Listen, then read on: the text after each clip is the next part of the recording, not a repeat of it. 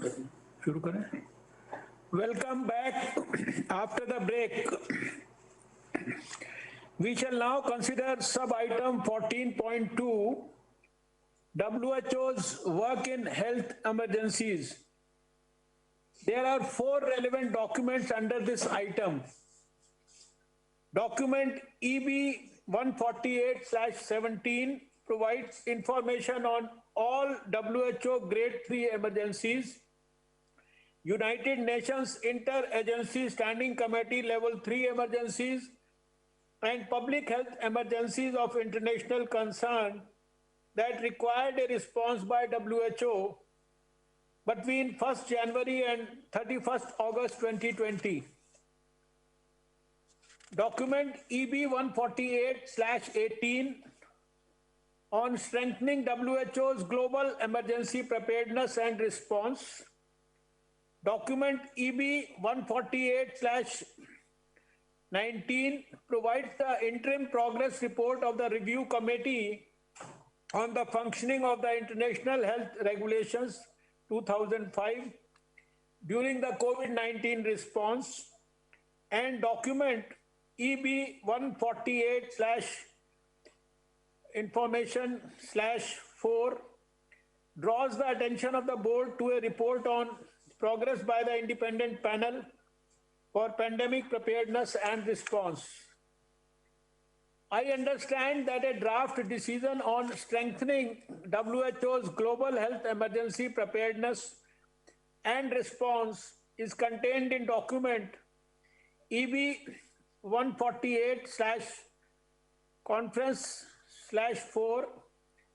The financial and administrative implications of this draft decision, should it be adopted, are contained in document EB 148/conf/4 add 1. Before I open the floor for discussion, I shall give the floor to the Secretariat to introduce the item and for the updates from the Independent Panel for Pandemic Preparedness and Response, the Independent Oversight and Advisory Committee for the WHO Health Emergencies Program, the Review Committee on the Functioning of the International Health Regulations 2005, and the Global Preparedness Monitoring Board. Secretariat, you can have the floor now. Thank you, Your Excellency. In my report to the Executive Board yesterday, I said that we all have lessons to learn from the pandemic, every member state and the Secretariat. I said that we're committed to accountability and that we will continue to learn, to change, and to listen. And I described some of the lessons the pandemic has already taught us.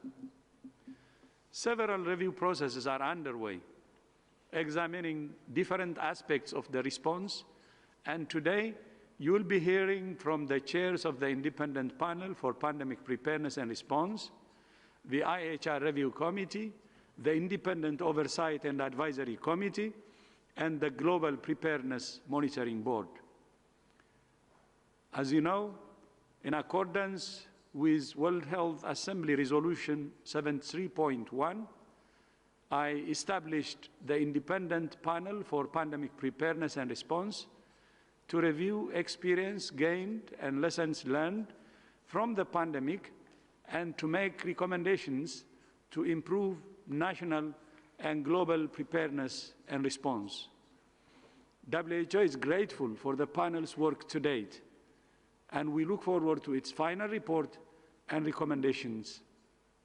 Today, I'm pleased to welcome the panel co-chairs, the Right Honourable Helen Clark, former Prime Minister of New Zealand, and Her Excellency Ellen Johnson Sirleaf, former President of Liberia, and to brief you on the panel's interim report. Former Prime Minister Clark, former President Sirleaf, thank you for your commitment and for joining us today. You have the floor.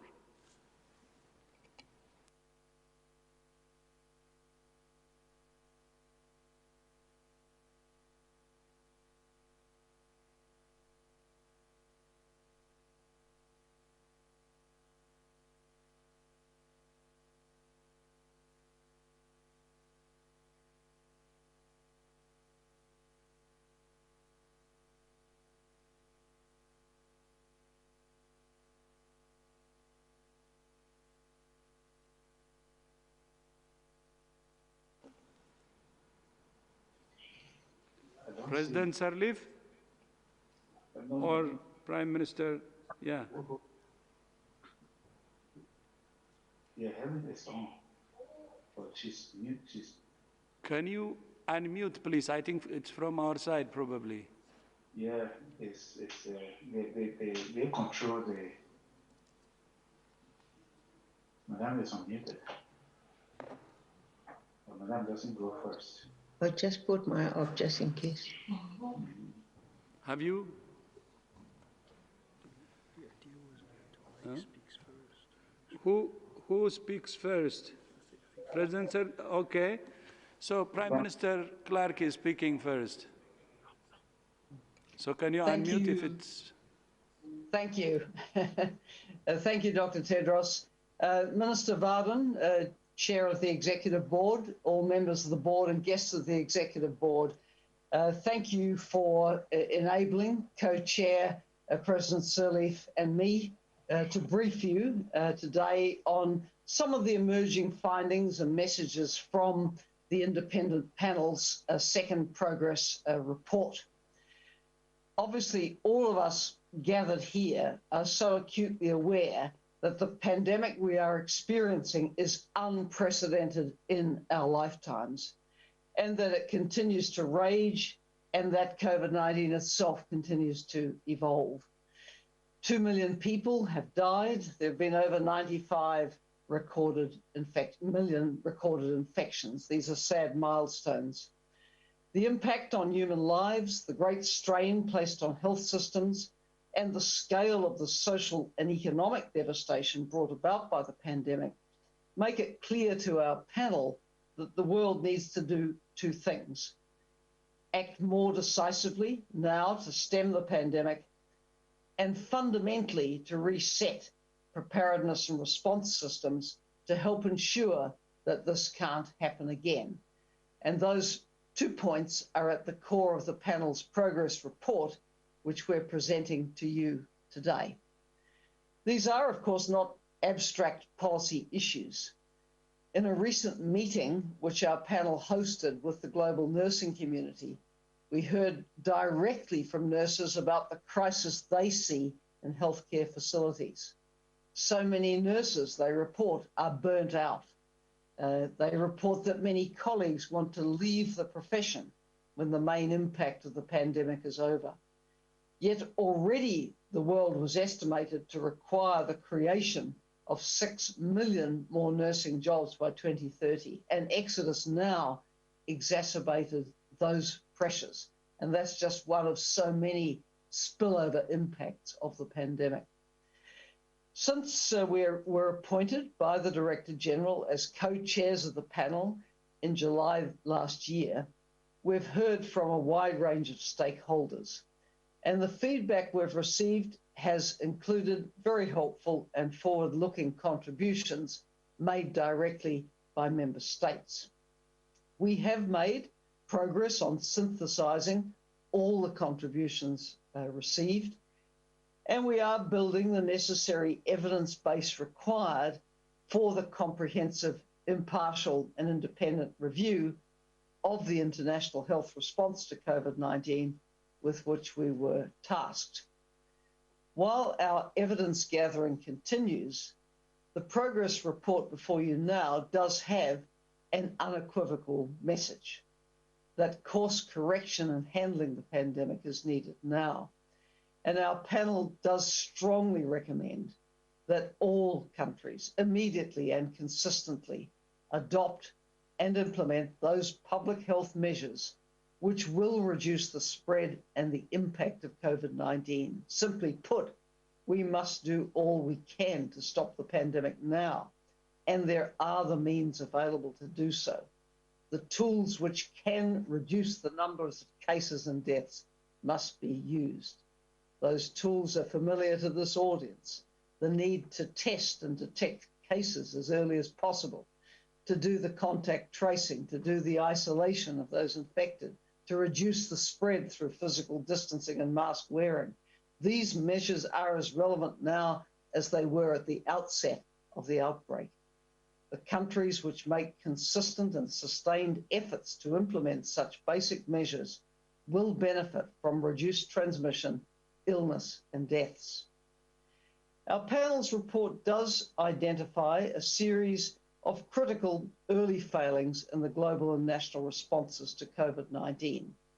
There had been a failure to prepare adequately for a pandemic threat, despite years of warnings that better preparation was necessary.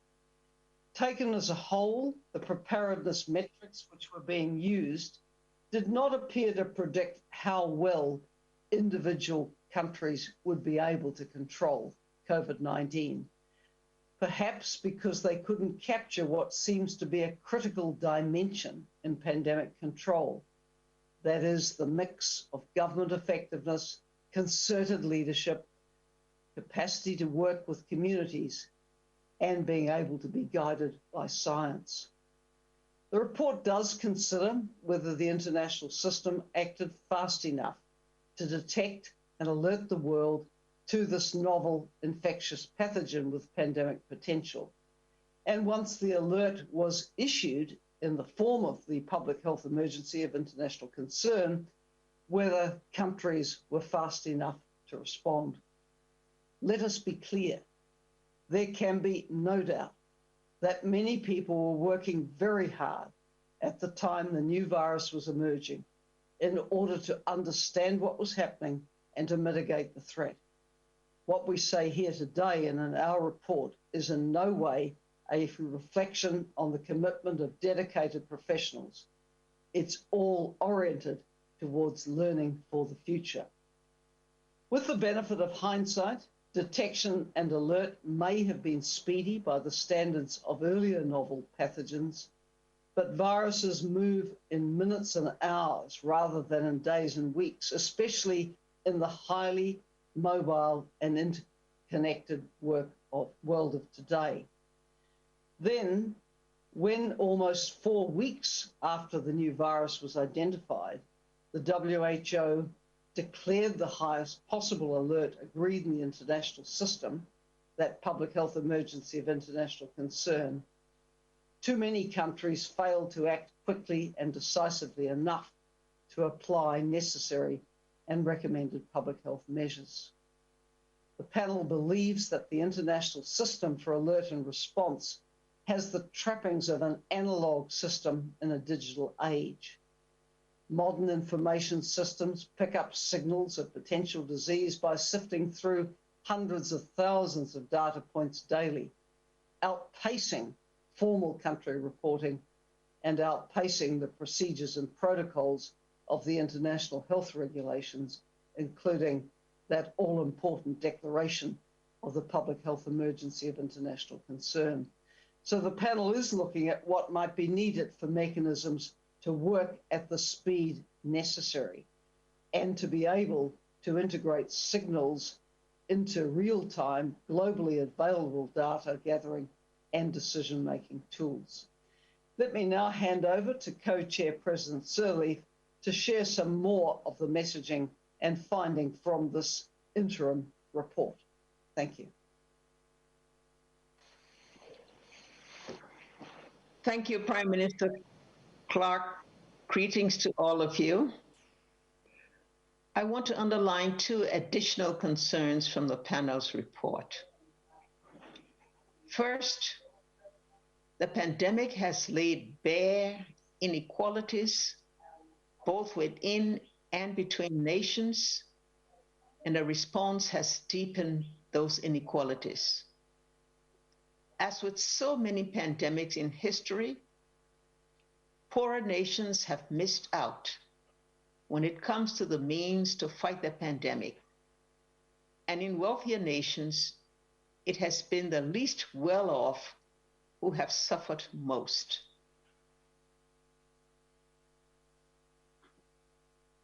The panel believes that the systemic and structural inequalities, which have been made worse by the pandemic, must be the lens through which we view all of our work.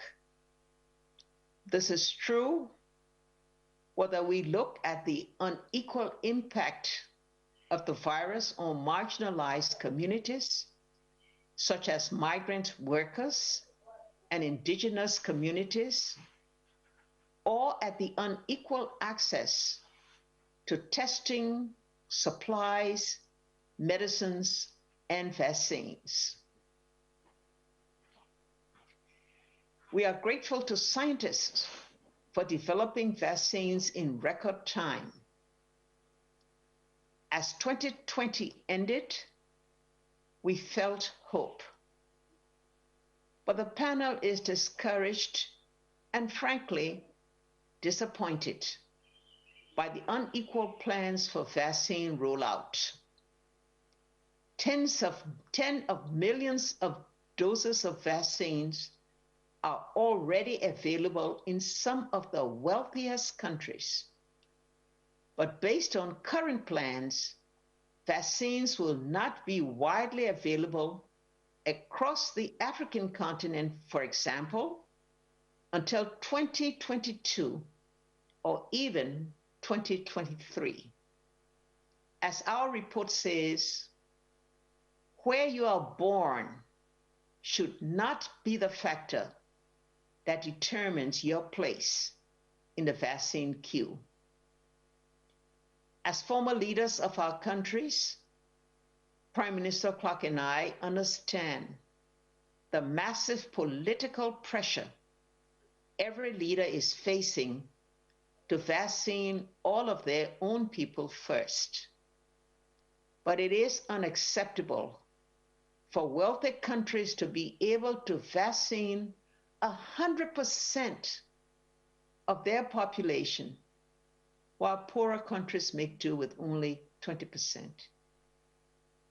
It is no exaggeration to say that we are at risk of creating a vaccine distribution system grounded in inequity. We cannot let this happen. The panel believes that fairness based on public health needs, not narrow national interests, should determine who gets access to the vaccine and when. Speeding up vaccination for all and investing in the frontline health workers and primary healthcare systems that deliver them isn't just the right thing to do. It is the smart thing to do. No one is safe until everyone is safe. Second, let me now underscore another key finding in the panel's report. The panel believes, like many of you, that major changes in the system which should protect global health are needed. After every new pandemic or other major health threat, there are many evaluations which come up with dozens of recommendations. They are nearly too numerous to count, and too few of them have been acted on. The panel expresses deep concern at the level of action which has followed earlier reports, and we hope member states share that concern. This mistake cannot be made again.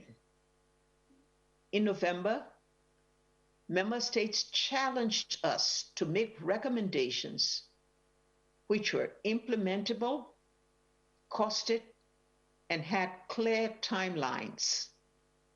We were challenged to be unafraid to speak uncomfortable truths. From our interviews and meetings with member states, we know that there is recognition of the need for action. This is a unique opportunity born out of the gravity of this crisis to reset the system. Real change in global and national health systems that will benefit every country and every citizen must challenge the status quo.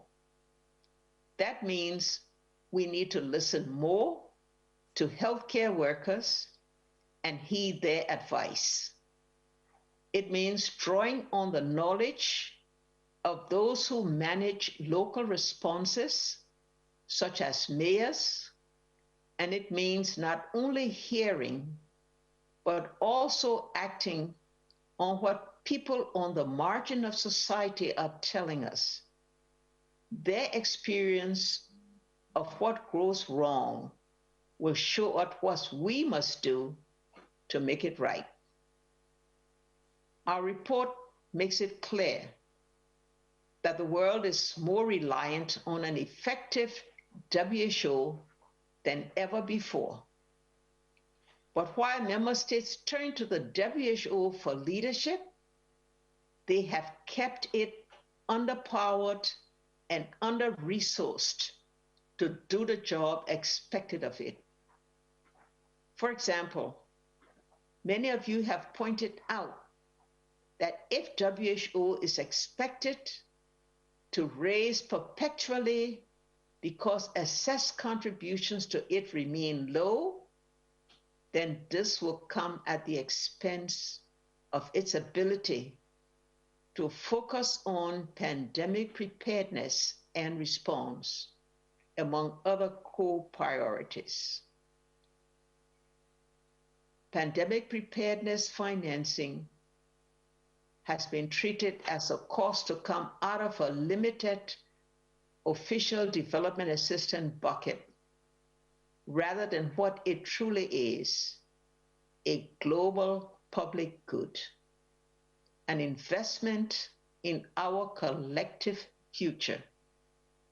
This unprecedented pandemic has led to unprecedented challenges for our world.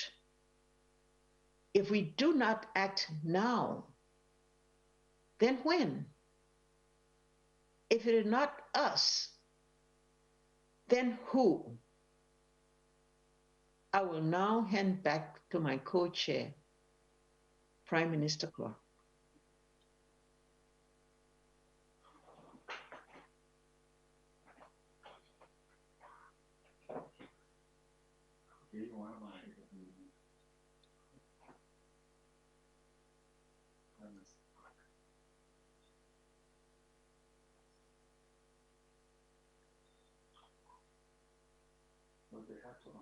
The report will obviously go into more detail and make a series of concrete and evidence-based recommendations on creating a fit-for-purpose pandemic preparedness and response system. The panel is very grateful to the many stakeholders who continue to provide us with information and ideas, including through the panel's website and including member states. In the interests of transparency, we will continue to post our meeting reports and key materials which we are considering on our website, including written contributions made to the panel. We will also continue to host public exchanges like the one with the global nursing community to which I referred earlier. There's still much to learn and to analyse. We do look forward to the ongoing feedback, comments and suggestions of member states. What we've presented to you is just an interim report on the progress we're making. This is not our main report.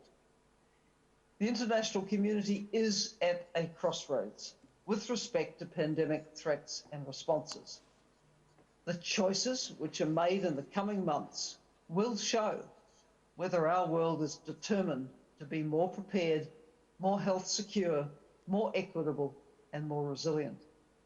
Let me now hand back to you, Chair of the Executive Board, and we look forward to hearing from the chairs of the IHR Review Committee, the IOAC and the GPMB, and to hearing the feedback of the Executive Board. Thank you very much. Yeah, thank you. Thank you so much, President Sirleaf and Prime Minister Clark. The international health regulations are an essential legal instrument and the foundation of global health security. Even before the pandemic, I had spoken about how emergencies such as the Ebola outbreak in Eastern DRC demonstrated that some elements of the IHR may need review, including the binary nature of the mechanism for declaring a public health emergency of international concern. In August, and in accordance with Resolution 73.1 and the provisions of the IHR, I convened a review committee to examine the functioning of the IHR during the pandemic. This is the first time a review committee has been convened under the IHR. I'm very grateful to the committee for its work over the past few months, and I would like to welcome its chair, Professor Lothar Wieler, to brief the board on its work so far. Professor Wieler, thank you for joining us today, and you have the floor.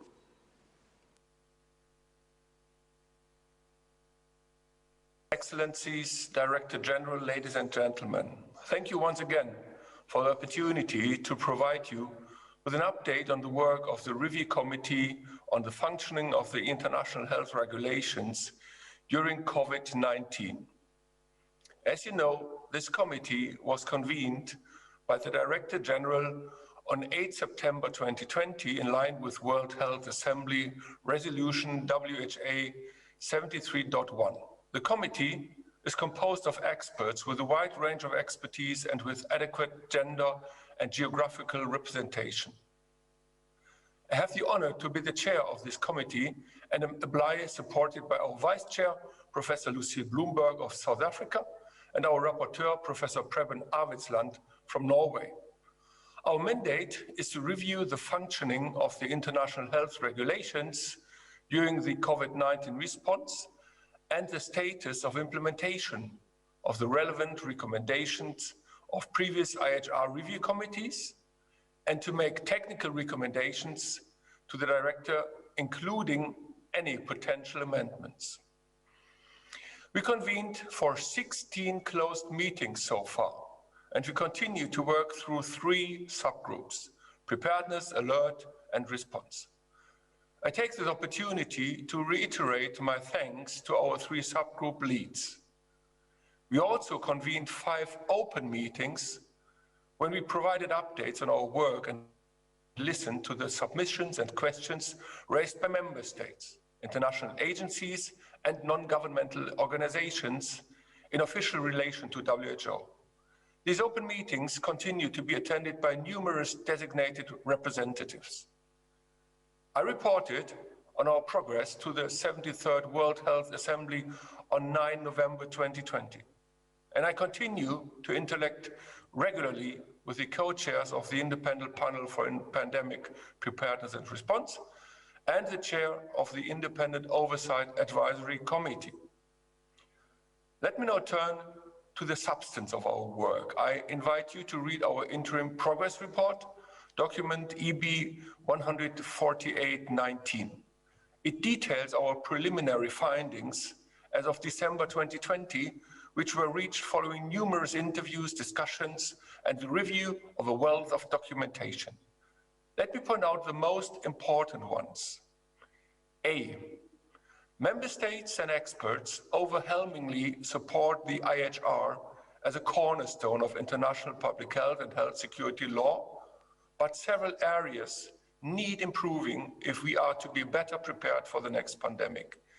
While we have not finalized our article-by-article assessment, there is a growing belief in the committee that most of the necessary improvements can be achieved through more effective implementation of the existing provisions of the IHR and do not require at this point changes to the design of the IHR. B, national IHR focal points need to be further empowered, including where necessary through national legislation. National focal points play a critical role in the timely sharing of information, but their limited authority and status often lead to delays in notification. The committee noted that effective IHR implementation requires many functions that are not within the narrow mandate of the national IHR focal points, such as multi-sectorial coordination for preparedness and response and collaborative risk assessment. The absence of a dedicated national entity with sufficient authority and a clear mandate to take ownership and leadership is considered a significant limitation to effective implementation of the IHR at national and subnational levels. At country level, national IHR focal points need to be integrated in the National Emergency Plan, as well as the National Health Committee or similar body. C. The possible need for an intermediate level of alert before a public health emergency of international concern is declared. The FEIC is also under consideration. The previous review committee on the Ebola response recommended such an intermediate level, but this recommendation was not taken up. The fifth open meeting of the committee on 12 January 2021 discussed issues surrounding the possible introduction of a grading system. The different views expressed by member states and the advantages and potential disadvantages of a new system will be further studied by the committee. It is clear that global preparedness, alert and response actions need to start much earlier and more decisively than they did during COVID-19. But it is far from certain that introduction of an intermediate level of alert would result in such earlier action. The committee is considering how regular global and regional risk assessment can be used better to drive earlier and more targeted response measures at all levels. The aim the committee feels should be to react early and strongly enough so as to prevent the need to declare a FEIC. D. Compliance with AHR provisions remains a challenge in several areas, from setting up core capacities to implementing travel measures during health emergencies. The committee is mindful of the lack of teeth in the IHR.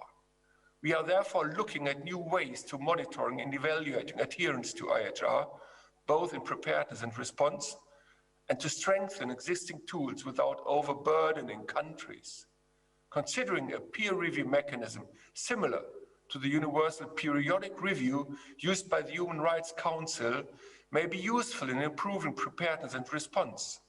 For example, the Universal Periodic Review has been shown to foster intersectoral coordination and whole-of-government approaches, to encourage good practices, and to link implementation of its recommendations with other government agendas, all of which are vital to strengthening IHR implementation. It is in this context that the Director General has proposed the Universal Health and Preparedness Review initiative, which is currently being pilot tested. E. Last but far from least, political support and resources for IHR implementation remain insufficient and irregular at all levels. In this context, the committee is awaiting further detailed information on the funding mechanisms for IHR implementation. I would like to clearly state my conviction that we need more meaningful cooperation during and in between health emergencies, more transparency, more regular detailed exchange of real-time data and experiences at all levels, more reliability of interaction and greater speed in sharing data and samples. Fortunately, digital technology supporting such developments is increasingly becoming available, from data mining to find disease outbreaks early, to next generation sequencing, to follow pathogen around the globe, to virtual conferencing that makes human interaction easier. To come to the conclusion, the deadline for our final report is the 74th World Health Assembly in May 2021. However, as we all know, the COVID-19 pandemic will be far from over in 4 months' time, and therefore our findings and recommendations will not necessarily be complete. Further deliberations may be needed later. Let me reiterate what I said in November 2020 on the occasion of the 73rd Health Assembly. The IHR are your instrument, our instrument of international public health law. Making them work requires giving WHO the tools and the resources it needs to better prepare and protect humanity against public health risks through an effective, coordinated, multi-sectoral and evidence-based public health response. Thank you again for the opportunity to speak to you today, and let me also thank the Director General for the excellent support provided by the WHO Secretariat to this review committee. Thank you. Thank you so much, Professor Wheeler. When the WHO Health Emergencies Program was created following the West African Ebola outbreak of 2014 and 2015, Member States rightly saw that accountability would be essential for the success of the program. The Independent Oversight and Accountability Committee was established to provide oversight and monitoring of the development and performance of the program and to guide the program's activities.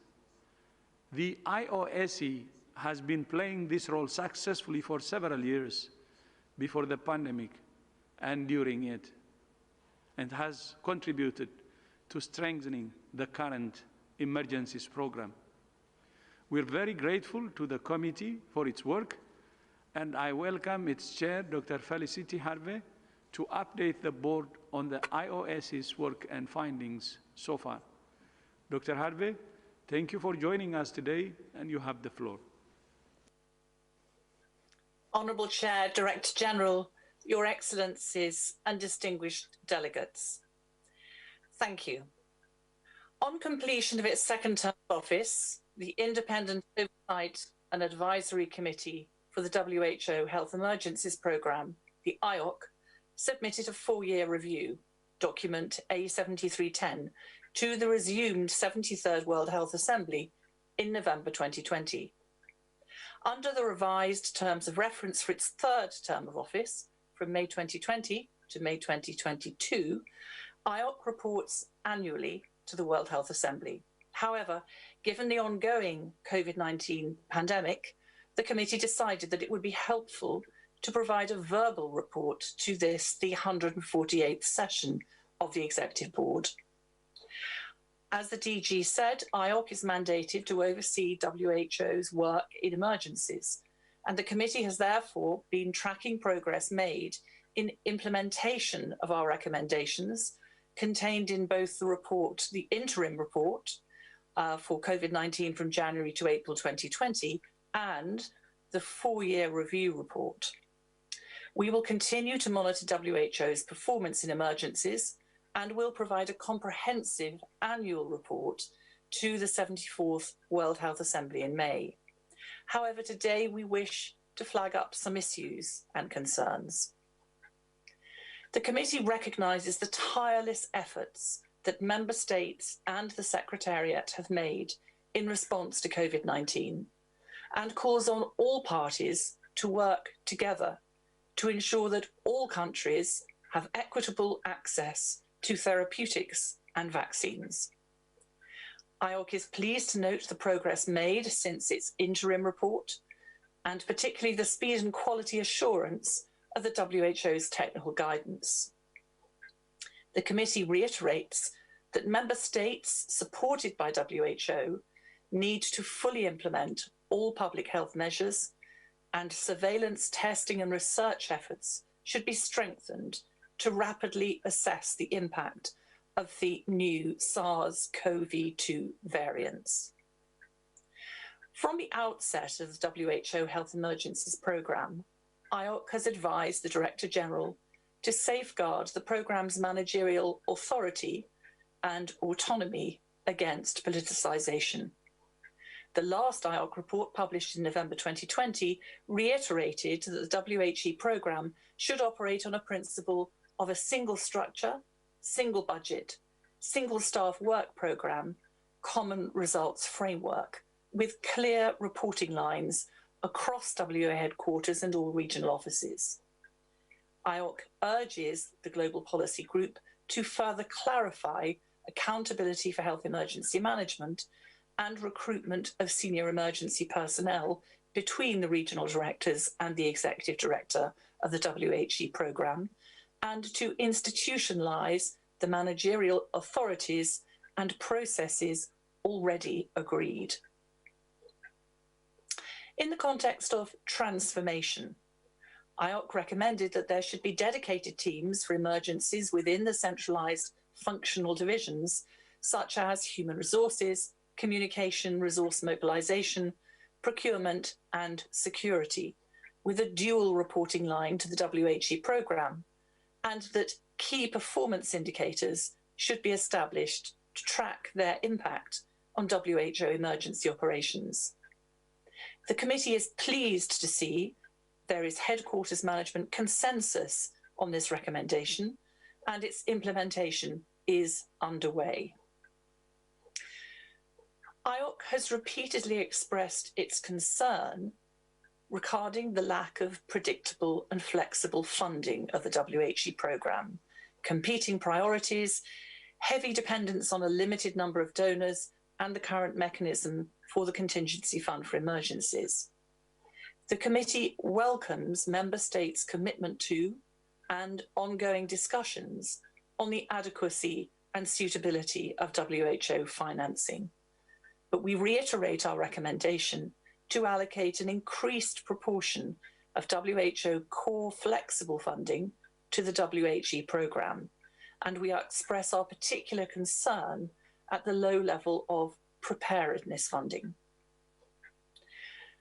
While acknowledging WHO's efforts in making security a corporate function and in developing the security strategic plan, the committee is deeply concerned at the lack of clarity in accountability and reporting lines for WHO security functions between field, country, regional office and headquarters.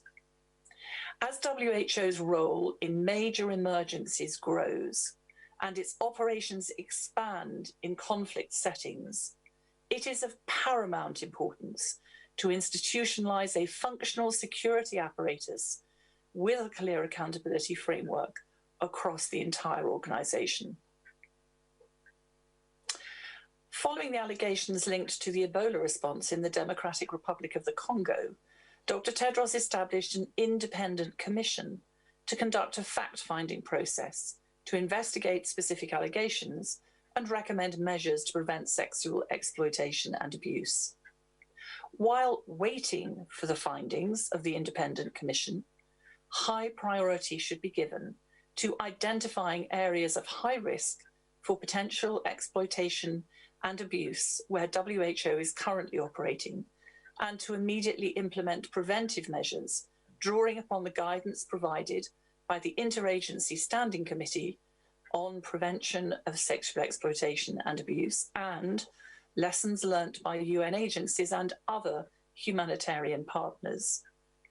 IOC recommends that WHO adopt a people-centred approach in preventing and addressing such incidents in the future by strengthening existing whistleblower and redress mechanisms, building community trust, and putting in place the right local partnerships in high-risk settings to ensure that the conditions for sexual exploitation and abuse do not persist. Overall, the committee is reassured by the action taken so far by the Secretariat and will closely monitor and measure progress made in putting the recommendations issued in our previous reports into practice. We reaffirm our commitment to providing oversight of WHO's work in emergencies and will report to member states. IOC also welcomes the reports of the Independent Panel for Pandemic Preparedness and Response and of the Review Committee on the Functioning of the International Health Regulations during the COVID-19 response, as well as the Global Preparedness and Monitoring Board statement. IOC is committed to supporting their ongoing work. I thank you. Thank you. Thank you so much, Dr. Harvey. In my remarks yesterday, I said that we have long known the next pandemic was a question of when, not if. In 2018, in response to recommendations by the UN Secretary General's Global Health Crisis Task Force, and as part of WHO's transformation, WHO and the World Bank joined forces to establish the Global Preparedness Monitoring Board to provide independent and comprehensive appraisal of global preparedness and response capacities. In September 2019, just 3 months before the first case of COVID-19 were reported, the GPMB published its first report called A World at Risk. Last year, the board published its second report called A World in Disorder. I'm very grateful for the board's work, and I'm pleased to welcome its co-chairs, Dr. Gro Harlem Brundtland, former Prime Minister of Norway and former WHO Director General, and Mr. Elhaj Assi, former Secretary General of the International Federation of the Red Cross and Red Crescent Societies. Dr. Brundtland and Mr. Assi, thank you so much for your work, and you have the floor. Thank you for inviting us to speak here today. The Global Preparedness Monitoring Board, an independent monitoring body, was established in 2018 by the WHO Director General and the President of the World Bank in response to a recommendation from the UN Secretary General's Global Health Crisis Task Force. We comprise political leaders, heads of agencies, and international experts. We advocate at the highest political levels and across sectors for greater investment and engagement in health crisis preparedness.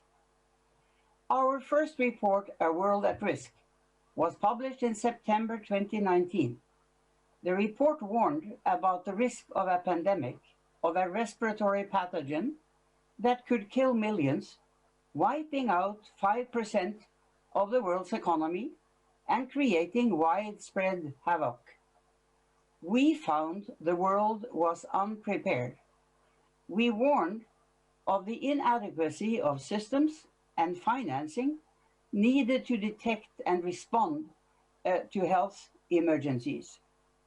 We urged political leaders to implement the international health regulations, to improve multi-sector coordination, and to invest in vaccine and therapy development. In COVID-19, our worst fears were realized. The world was indeed unprepared and the impact enormous. In our September 20 report, A World in Disorder, we describe how the pandemic has exploited a world in disarray with catastrophic health, economic, and social consequences.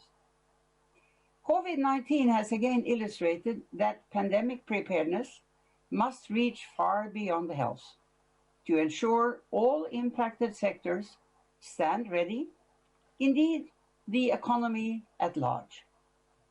We have learned that global preparedness is greater than the sum of national preparedness. In an increasingly interdependent world, it is in every nation's interest to cooperate. Nations must invest in common goods and ensure mutual accountability. We have learned that our financial institutions, including the World Bank and the International Monetary Fund, do not have mechanisms to fund global public goods for R&D, including for WHO, and for vaccines for unknown pathogens. This needs to be addressed in a new framework for global health security. A key lesson for all of us is already clear, and it applies to all levels of political leadership in countries large and small. Our multilateral institutions now need to be considerably strengthened, and WHO is a critical part of this challenge. We should all be aware that a review does not necessarily lead to improvement. It may in fact lead to the opposite, especially when urgent actions are required. For example, the last review of the international health regulations, a process we initiated during my time as Director General of WHO, may actually have weakened the authority of the Director General. Pandemic preparedness can yield immense returns on investment, but our current development assistance funding models are woefully inadequate, both in scale, predictability, and in form. We require new approaches, so the world without untoward delay can mobilize financing common goods, preparedness, and immediate response. I now give the floor to my co-chair SC to present the urgent actions that we call on member states and the executive board to take. Thank you very much, Gro. Mr. Chairman, Dr. Tedros, Excellencies, colleagues and friends, currently our most urgent focus is on ending the COVID-19 pandemic. But it is essential to prepare for tomorrow as we respond today. We have learned lessons from COVID-19 at devastating human cost. We must now implement the fundamental changes to preparedness, or another catastrophic pandemic is sure to follow. Member states must ensure that the necessary actions are taken. To end the COVID-19 pandemic, countries must commit to equitable access for vaccines. This is both a moral and a public health imperative. Our pride in the groundbreaking speed of COVID-19 vaccine development is only justified if all countries benefit equally and at the same time. We urge member states to ensure that vaccines and other countermeasures are allocated according to need and impact in stopping this pandemic. Access must be fair and equitable, not based on ability to pay. We call on member states to support the COVAX initiative so that it can provide this access. At the same time, countries must face the future. Bold reforms of global health emergency preparedness and response must be implemented without delay. WHO and the multilateral system must be strengthened. COVID-19 has exposed the limitations of our global institutions, but we do not need new institutions. We need to empower the ones we have. Inadequate and unpredictable financing threatens the WHO's capacity to play a central role in global health emergencies and to deliver on its broader mandate. Member states must address this need and must strengthen the international health regulations to ensure they are fit for purpose. We must also change the way we pay for preparedness. We call on WHO and its member states, working with the United Nations and international financing institutions, to develop mechanisms for sustainable, predictable financing. These mechanisms must support national capacities and enable the development of global goods. We also need financial mechanisms to mitigate and prevent the economic and socio-economic consequences of pandemics and epidemics.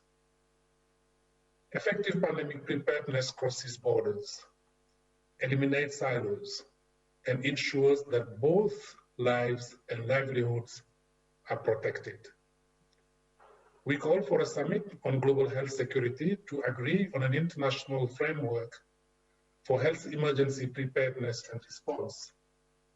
This framework should consolidate and harmonize our existing mechanisms and facilitate coordination between actors and stakeholders, providing platforms for multi-sectoral engagement and community involvement and strengthening capacity and accountability. Over the years, there have been many calls for adequate financing, robust systems, and stronger governance. But we must remember that the decision to prioritize health security and invest in preparedness is a political one. The world will not be safer unless we have leaders who commit to preparedness based on solidarity and sustainability. This is a defining moment for humanity. As we respond to COVID-19, we must also take the necessary steps to avert a future pandemic. We must face our vulnerabilities and harness our collective strength with a common resolve, namely, that never can this happen again. Thank you very much. Thank you. Thank you so much, Dr. Brundtland and Dr. Asi. And now back to Tim. Thank you very much, Director General. On behalf of the Chair of the Executive Board, Dr. Harsh Vadam, I would now like to give the floor to Dr. Mike Ryan, Executive Director of WHE, to provide some comments on strengthening WHO's global emergency preparedness and response. Mike, you have the floor. Thank you, Tim, and thank you, Chair. Just for some context, the officers of the board had asked the Secretariat to prepare a paper which you have in your files, EB 14818. This was asking the Secretariat to provide an overview of the emerging themes and the emerging issues and initiatives needed to strengthen WHO's global emergency preparedness and response. At that time, many member states were working together in different groupings and being brought together and convened by the European Union in the hope of bringing together a member state sponsored paper on the same matter. And I believe the member states have put forward a conference paper, EB 148.4, which will be considered in this session, and therefore the member states, the executive board, will be able to make some decisions as how to move forward. So if you could please see this presentation purely as a way of feeding your thinking and your ideas for the following discussions, rather than a specific proposal by the Secretariat. Next slide, please. The Director General and the chairs have outlined the roles of the various committees. The Independent Oversight and Advisory Committee and the Global Preparedness Monitoring Board are ongoing multi-risk mechanisms for consultation and advice that advise the Director General and the World Health Assembly on all matters related to global preparedness and response. And obviously we have the Review Committee on the functioning of the IHR. We heard from Professor Wheeler, and the IPPR, and we heard from the two co-chairs. But in addition to that, there have been a whole series of consultations, engagements, reviews at the EU, G7, G20, G77, United Nations. We've seen national assessments, regional reviews and mechanisms being put in place, assessments, committees within parliamentary systems, and a whole series of different ways of looking at both national, regional and global preparedness. What we're trying in this sense to distill from the perspective of strengthening WHO's and the global component of that is just to distill out some of the key themes and the key areas that have emerged. Next slide, please. So the key areas for consideration, and in a sense I heard Al-Haji IC and other previous speakers speak to some of these components, and IC just said the world will not be safer if we do not, and in a sense I suppose you look at this, the world will not be safer if we don't do the following things. To create an unbreakable chain of strengthened national health emergency preparedness and response systems. I think everybody accepts that the basis of global health security is strong national systems connected in an effective way. One can argue that you want to bypass those systems and have a system that's more direct, but it's very difficult to think about a world in which that will happen without the nation state being a central piece in protecting the health of their citizens and engaging with others in the pursuit of that global objective. We obviously need an enhanced global early warning alert response system, and really that connects all of those national systems and uses the state-of-the-art 21st century technologies I mentioned in the previous session, the epidemic intelligence from open sources and artificial intelligence driven platform and ecosystem for the collection, collation and intelligence-driven decision-making for health emergencies. Thirdly, and again this has arisen again and again in various reviews, we need a global health emergency end-to-end supply chain and logistics system. However, there are specific qualities to such a system. Because much of the equipment in such a supply system is highly specialised, is very often adapted to the emergency in which it's been used. You have a very high scientific pre-qualification component to that, specifying the disease commodity packages, the quality, the validation of that equipment, the testing of new equipment, the innovation. So innovation, testing, pre-qualification, manufacturing, supply. This isn't just about supply. Everything broke in this COVID-19 pandemic. It was not just a supply issue. There were manufacturing issues, there were raw material issues, there were distribution issues, there were air issues, there were competitive issues between member states. It wasn't just about logistics. It's a much more complicated challenge, and it is going to require a comprehensive, and I would dare I say it, complicated solution to make it work. We've learned many of those lessons working with the World Food Programme, UNICEF and others within the UN supply chain mechanism, but many more lessons are being learned at national and regional level. We need a global health emergency workforce to support and surge, especially in a pandemic. It's not as relevant, but we've seen thousands and thousands of health workers being able to redeploy within the nation state or between nation state. And we've seen in this pandemic it has not been even. There have been areas within countries or countries within regions that have been deeply affected. And if they had got more assistance more quickly, if we had been able to move people more quickly into those locations, we could have saved more lives. So we just don't need a dynamic data system and a dynamic logistics system. We need a dynamic workforce, cross-trained, mutually accepted and deployable to wherever they're needed at the time they're needed. We need comprehensive platforms and communities of practice to manage misinformation and disinformation. The infodemic has nearly been as tough as the pandemic in many cases, and these kinds of misinformation and disinformation cause harm. They undermine evidence-based approaches, they undermine personal and community compliance with public health measures, and our work to enhance and improve how we operate on the infodemic will be very important in future. Next slide. We need, and Maria and others are here with me, Sami and others, we have to work on the global platforms, the networks and standards to harness the knowledge, to continue to harness the knowledge and expertise, translating evidence into effective health emergency policy for especially epidemic, pandemic-prone diseases, high-threat pathogens, emerging zoonosis and biorisks. That in itself is a dynamic cycle of information gathering, assessment, creation of guidance, disseminating, implementation and review.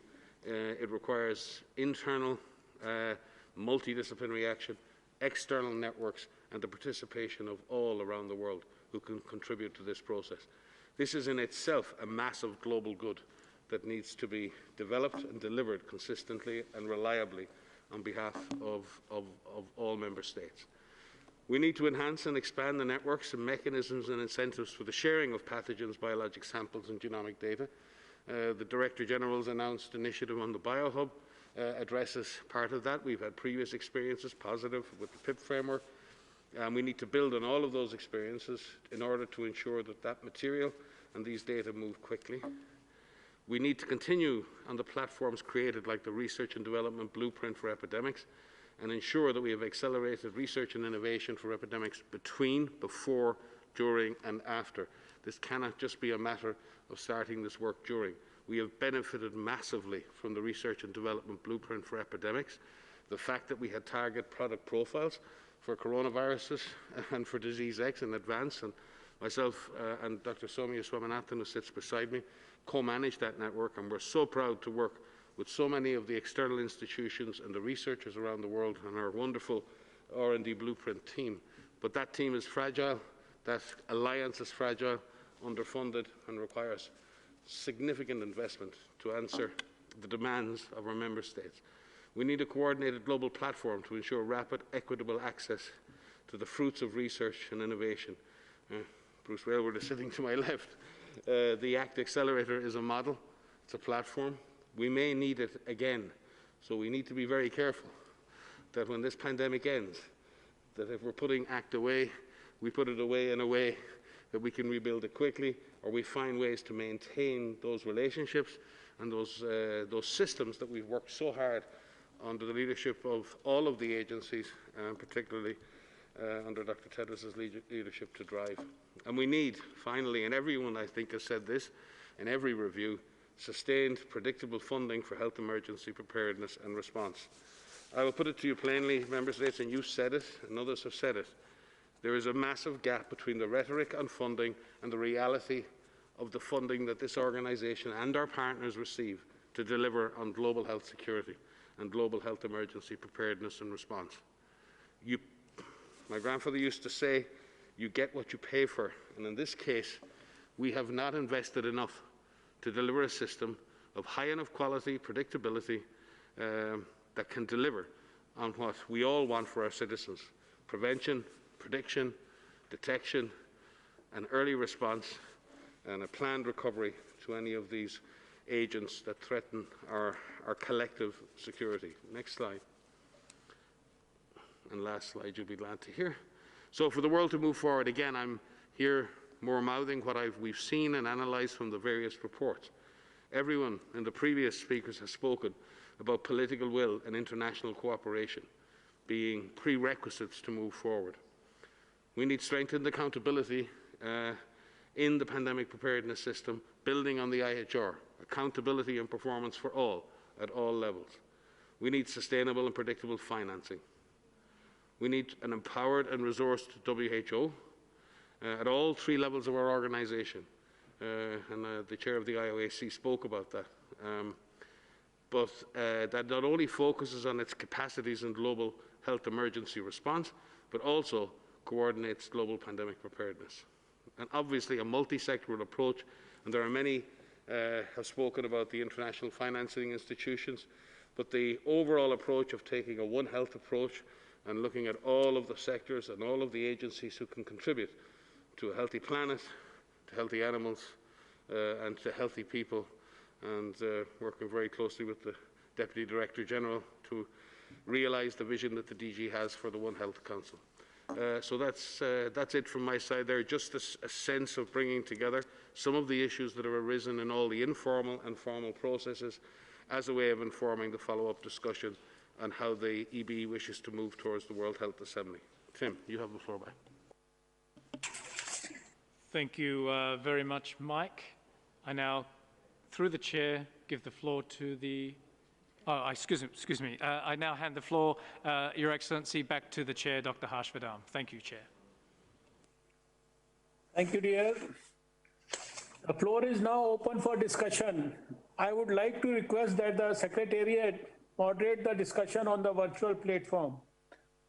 Secretariat, you have the floor once again. Thank you, Your Excellency, Mr. Chair. May we kindly remind those member states wishing to make an intervention to please raise their hand in the Zoom platform.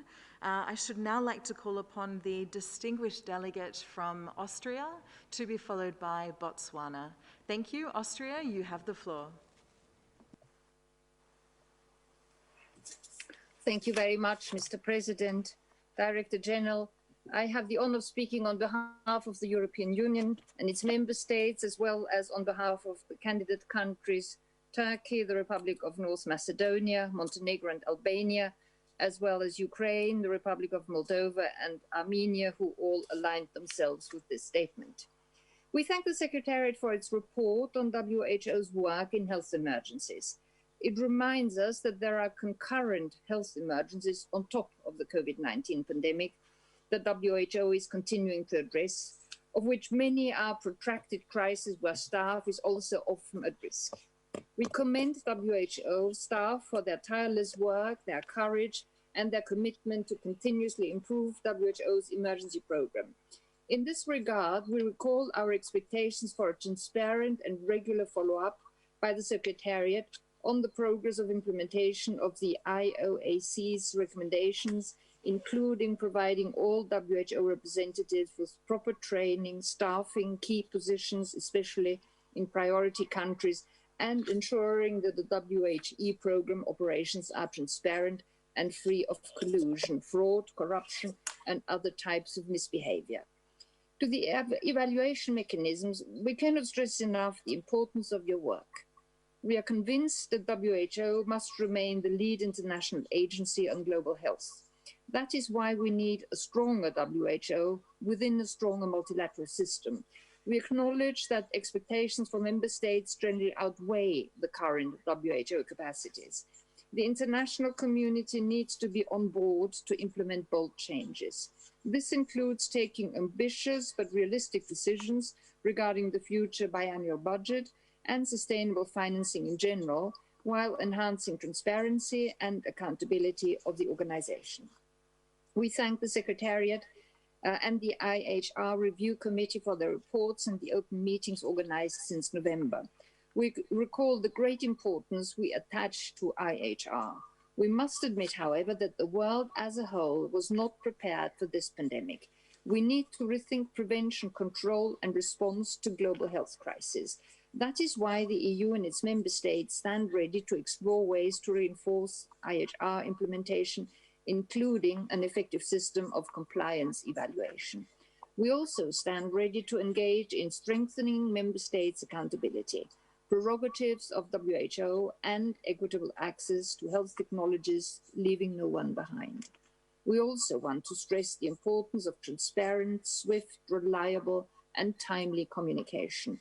It is a two-way process where trust should be the ultimate cornerstone. We're ready to engage in a discussion on how member states can be better associated to decision-making when unusual health events of concern are detected and when PHEICs are declared, including by enhancing the role played by the EB in this regard. Ultimately, the responsibility for change lies in the hands of the member states. This is why the EU welcomes the adoption of a decision which paves the way for a resolution to strengthen WHO's work in emergencies for adoption at the next WHA. The EU is pleased to inform you that a draft resolution proposing a way forward to address the recommendations of the evaluation groups will be shared soon. We're looking forward to working together with all member states in close cooperation with the evaluation mechanisms and the Secretariat in an inclusive, constructive, and transparent manner. Thank you very much. Thank you. And now to Botswana, to be followed by the Republic of Korea. Thank you very much, Chairperson. Botswana is pleased to deliver the statement on behalf of the Africa Region member states. We welcome the report on the public health emergencies and response. The region acknowledges the progress made and commend the WHO for responding to 60 graded emergencies, of which 8 were WHO Grade 3 and United Nations Interagency Standing Committee Level 3 emergencies.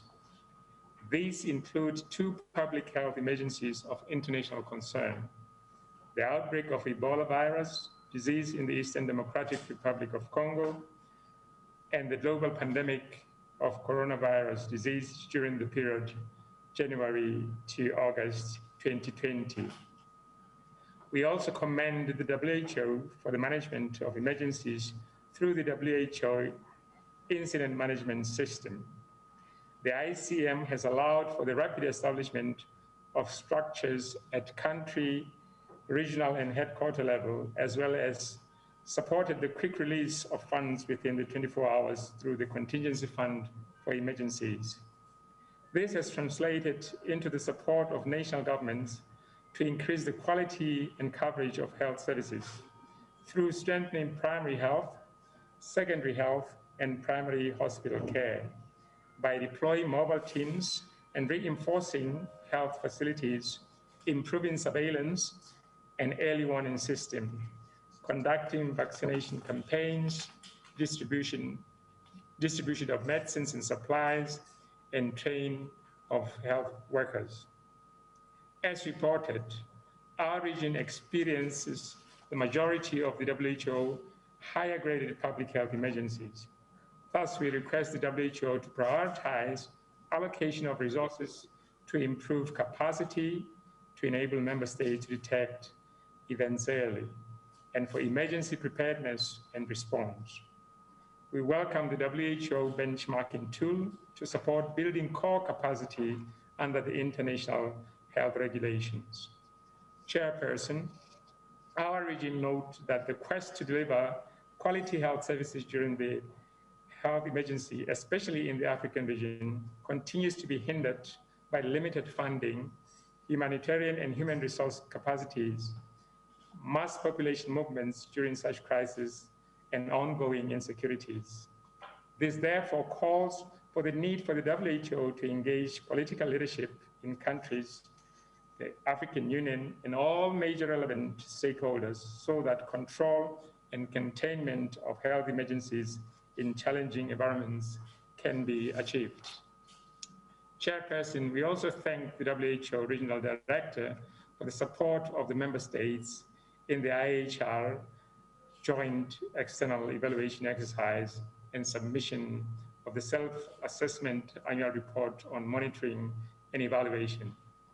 As reported, all state parties are performing better than in the previous reporting period in key capacities such as surveillance, laboratory, coordination, and IHR national focal points functions.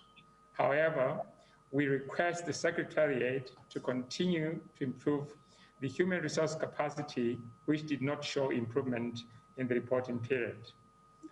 Our region also looks forward to the rollout and expansion of the national resource mapping and impact analysis on health security investment.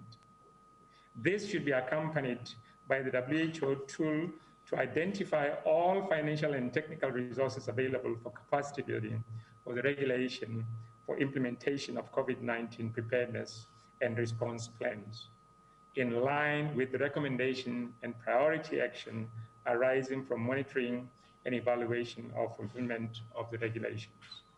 Finally, Chair, the African region welcomes the second progress report of the Independent Panel for Pandemic Preparedness and Response. And we thank the panel secretariat for their work. We look forward for the next report to be presented at the 74th WHA on the progress and lessons learned from the international response of the COVID-19. I thank you for your kind attention. Thank you. And now to the Republic of Korea, to be followed by Tunisia. Thank you, Chair. I have the honor to deliver this statement on behalf of the 8 core members of the G4IDR, the support group for global infectious disease response, namely Kenya, Mexico, Morocco, Peru, Singapore, the Republic of Korea, Turkey, and the UAE. We appreciate the update from the IPPR, the IHR Review Committee, and the IOAC. We thank the chairs for their leadership in guiding the important mandate of the respective review mechanisms, which will be the cornerstone of our collective efforts to build a more resilient and responsive global health system in the coming months and years. Following up on our joint statement made at the 5th special session of the EB meeting, we submitted our written recommendations on the IHR improvement to the IHR Review Committee last December. The group highlighted the following areas for consideration. Member states consider improving and actively carrying out periodic joint external evaluations of national core public health capacities with clear relations between the evaluation and actual preparedness. Strengthening information sharing mechanism of the IHR by various ways such as improving criteria and guidelines, developing a real-time platform, standardizing the tracing of contacts upon notification of a possible fake event, and strengthening consultation between member states under Article 43.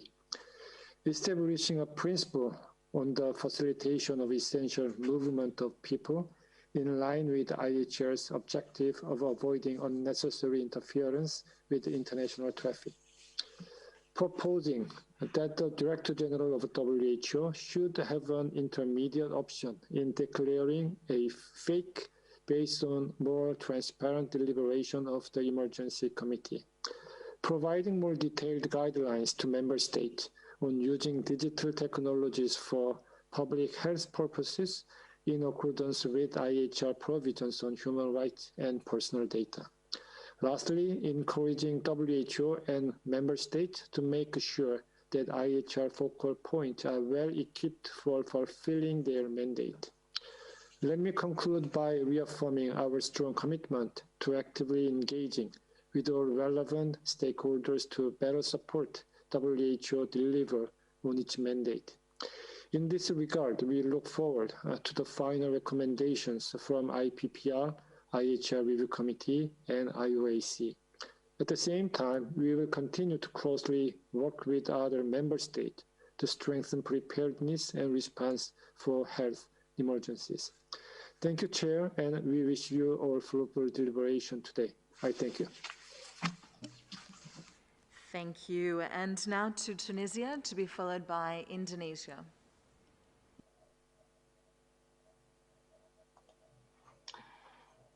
شكرا السيدة المنسقة. أتشرف بإلقاء هذه المداخلة عن دول الشرق المتوسط نيابة عن دول تدرس المدير العام المنظمة على التقرير المرحلي المبدئي لمراجعة أداء اللوائح الصحية الدولية خلال الاستجابة لكوفيد-19 وعلى تقريرين حول عمل المنظمة في مجال الطوارئ الصحية.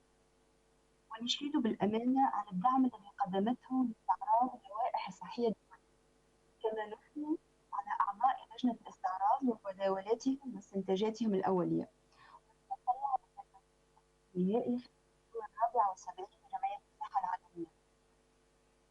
وقد تقدم تنفيذ القدرات المطلوبة بموجب اللوائح الصحية الدولية على مستويات مختلفة في بلدان الإقليم.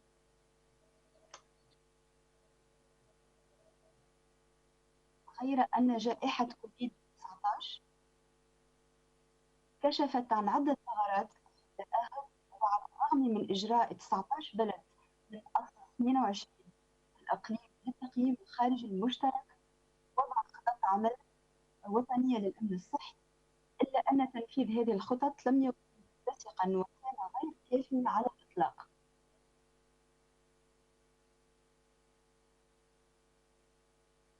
وسوف يتناول تحديث الخطط وضمان الإدماج الكامل في إطار تقوية النظم الصحية العديد من النتائج الرئيسية التي صدرت عن لجنة المراجعة. وتحتاج البلدان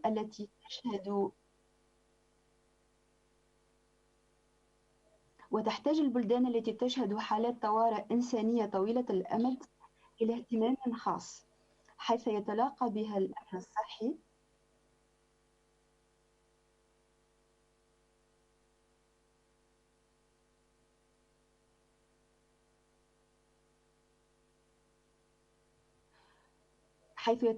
الأمن الصحي والاحتياجات الإنسانية، وينطبق ذلك خاصة على إقليم شرق المتوسط، حيث يقيم به 43% من مجمل المحتاجين لمساعدات إنسانية على مستوى العالم.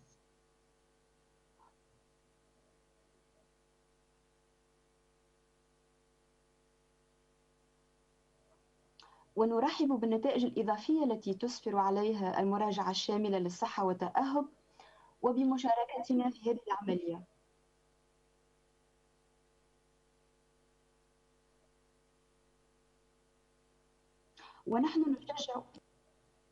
ونحن نشجع على اتخاذ خطوات إضافية لتسيير الإبلاغ عن البيانات الوبائية في الوقت المناسب مع مراعاة الشفافية.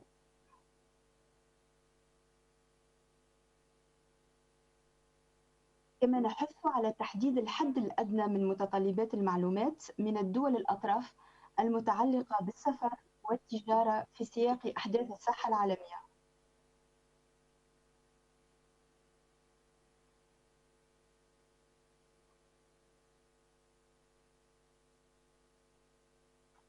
ونرحب بالدعم الذي تقدمه الأمانة للنهوض بالجهود الوطنية الرامية إلى تعزيز الإبلاغ عن المخاطر والمشاركة المجتمعية.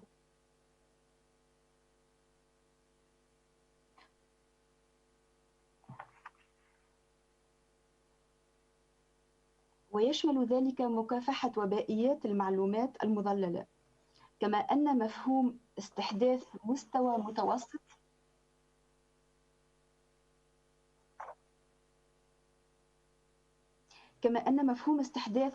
متوسط من التنبيه عند حدوث طارئة صحية عامة مسببة للقلق الدولي قد حظي بالاستحسان.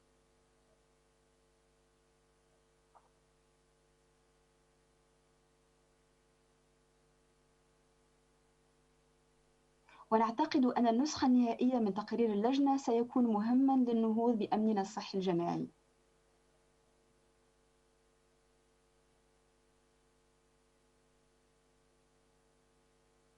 وفيما يتعلق بورقتي عمل المنظمة في مجال الطوارئ الصحية، فإننا ملتزمون بتعزيز التأهب للطوارئ والاستجابة لها.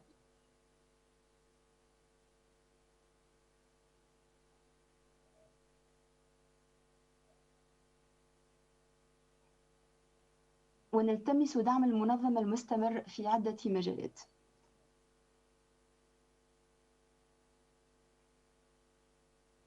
وبالنسبة للبلدان التي تشهد حالات طوارئ إنسانية كبرى، ندعو المنظمة إلى المساهمة على نحو أكثر فعال في بناء قدرات الاستجابة الوطنية،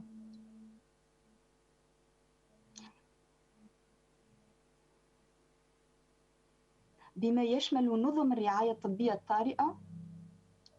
ويجب دعم البلدان التي تشهد حالات طوارئ طويلة الأمد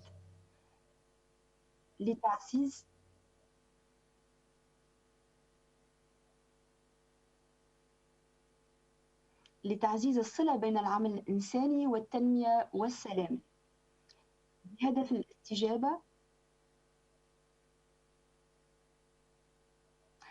الاستجابة بفعالية للأحداث الحادة، وتوسيع نطاق التغطية بالخدمات الصحية الأساسية وتحسين جودتها،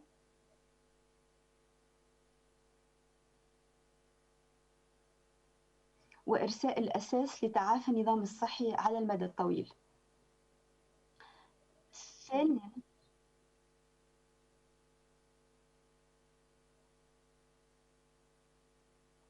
ثانياً، تقترح الورقة الخاصة بتعزيز تأهب المنظمة للطوارئ ومواجهتها على الصعيد العالمي 10 مجالات عمل رئيسية.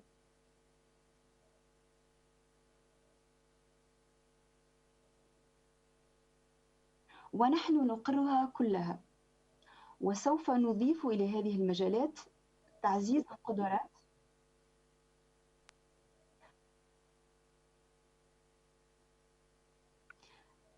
القدرات على إدارة الطوارئ الصحية على المستوى القطري، مع تطبيق نظام إدارة الحوادث على نحو أكثر اتساقاً، والاستفادة الكاملة من مراكز عمليات الطوارئ، فضلاً عن دراسة تفصيلية لدور التدابير الاجتماعية والقيود على التنقل في إدارة الجوائح.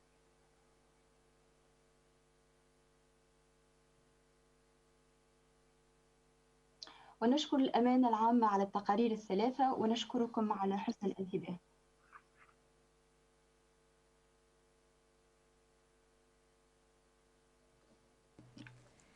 Thank you. And now to Indonesia, to be followed by Bangladesh. Thank you, Chair. We thank to the Secretariat for the report and appreciate the work of WHO in supporting the member states to respond to health emergencies. We appreciate WHO's support in responding to poliovirus type 1 outbreak in Indonesia, which declared over by the International Health Regulation Emergency Committee in March. Indonesia take note the IHR Review Committee report and reiterate the support for the regulation as a cornerstone of international public health and health security law. We also take note the interim report of the Independent Panel for the Pandemic Preparedness and Response, co-chair, and are open for further discuss recommendation provided in the both reports. In doing so, my delegation would like to emphasize the following.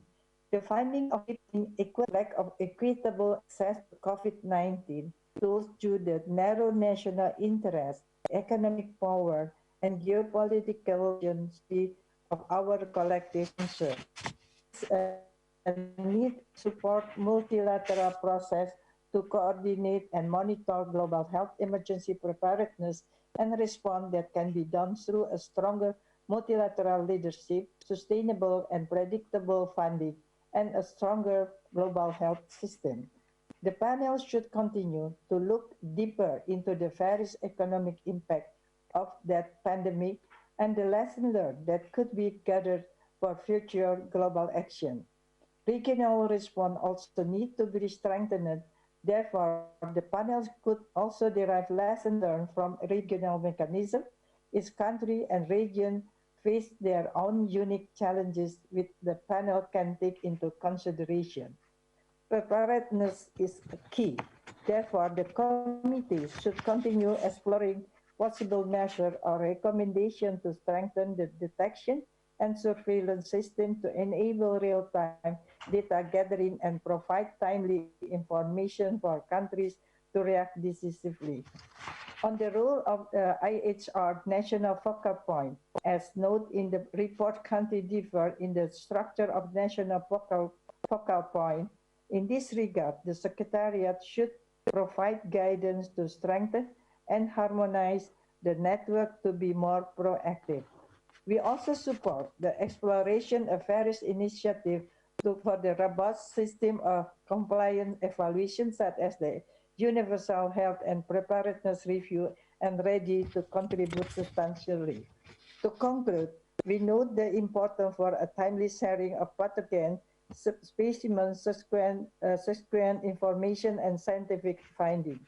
However, several key principles such as inclusivity, fairness, and equity in benefit sharing, as well as the utilization of intellectual property rights, need to be taken into consideration in the development of such mechanisms. I thank you. Thank you. And now to Bangladesh, to be followed by India.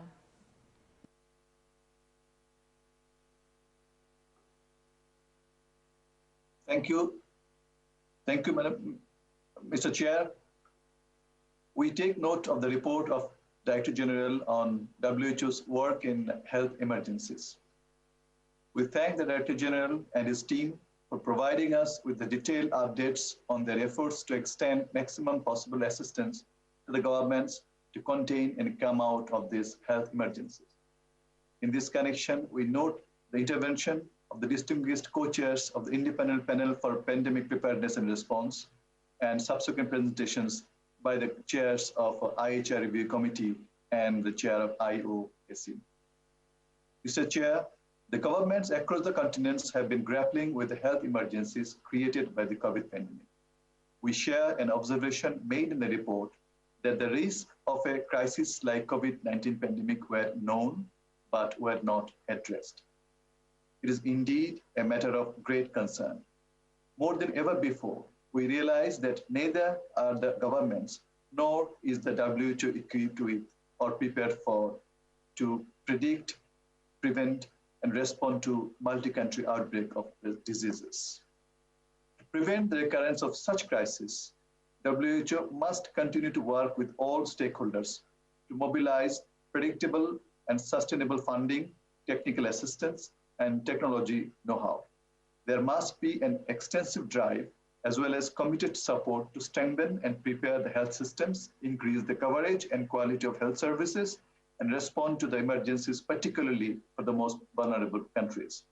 Only then we would be able to attain a sufficient and satisfactory strategic preparedness required to face health emergencies like the current one.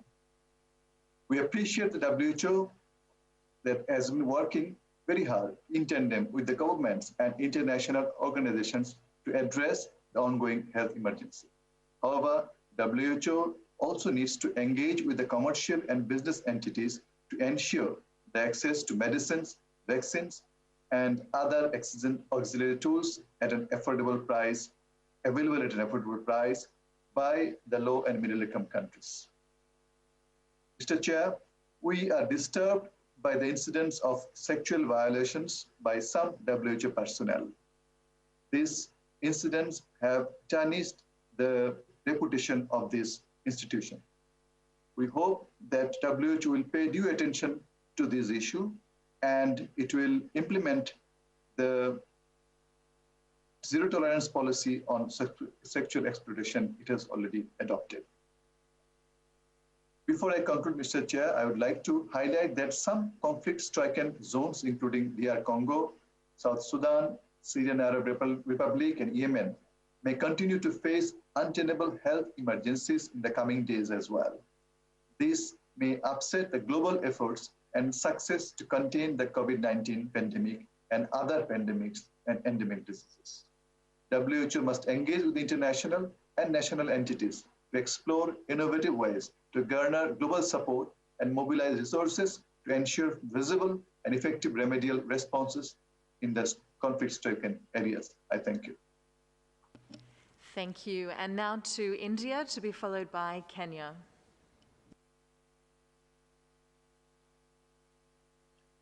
Thank you, Chair. India has taken note of the report of the Director General on WHO's work in health emergency. India commends WHO on the work done for 6 Grade 3 emergencies, many of which were complex and protracted due to ongoing humanitarian crisis and large-scale displacement of population.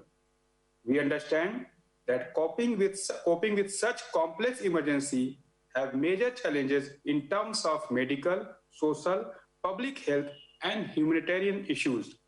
We acknowledge that implementing emergency response operations at country level in these countries have been very challenging owing to the unprecedented scale and nature of disruption caused by COVID-19 pandemic. This is a major concern. Various crisis-ridden and vulnerable population deprived of equity, access to healthcare, nutrition, potable water, and sanitation are at risk of getting communicable and non-communicable diseases. This calls for concerted effort of the UN system and WHO to get these challenges adequately addressed. On the issue of vaccine, WHO should strongly push for waiver of IPRs for vaccine in order to ensure equity. Chair, benefits from core capacities built over the year, such as surveillance networks, sentinel sites laboratories, and sample shipment mechanism, could be leveraged for management of COVID. However, it is important to ensure that reprioritization of efforts in the event of medical emergencies do not cause global disruption to routine surveillance and functioning of global system and capacities. Hence, the organization should provide appropriate guidance to member states to afford higher focus to surveillance system. India has taken note of the progress made so far by WHO in monitoring and evaluation of international health regulation core capacities. However, moving forward, there is a need to enhance capacity of national health systems of many countries in addressing shortfalls in point of entry surveillance as well as preparedness against chemical, zoonotic, and radiological hazards. Thank you. Thank you. And now to Kenya, to be followed by the United States of America.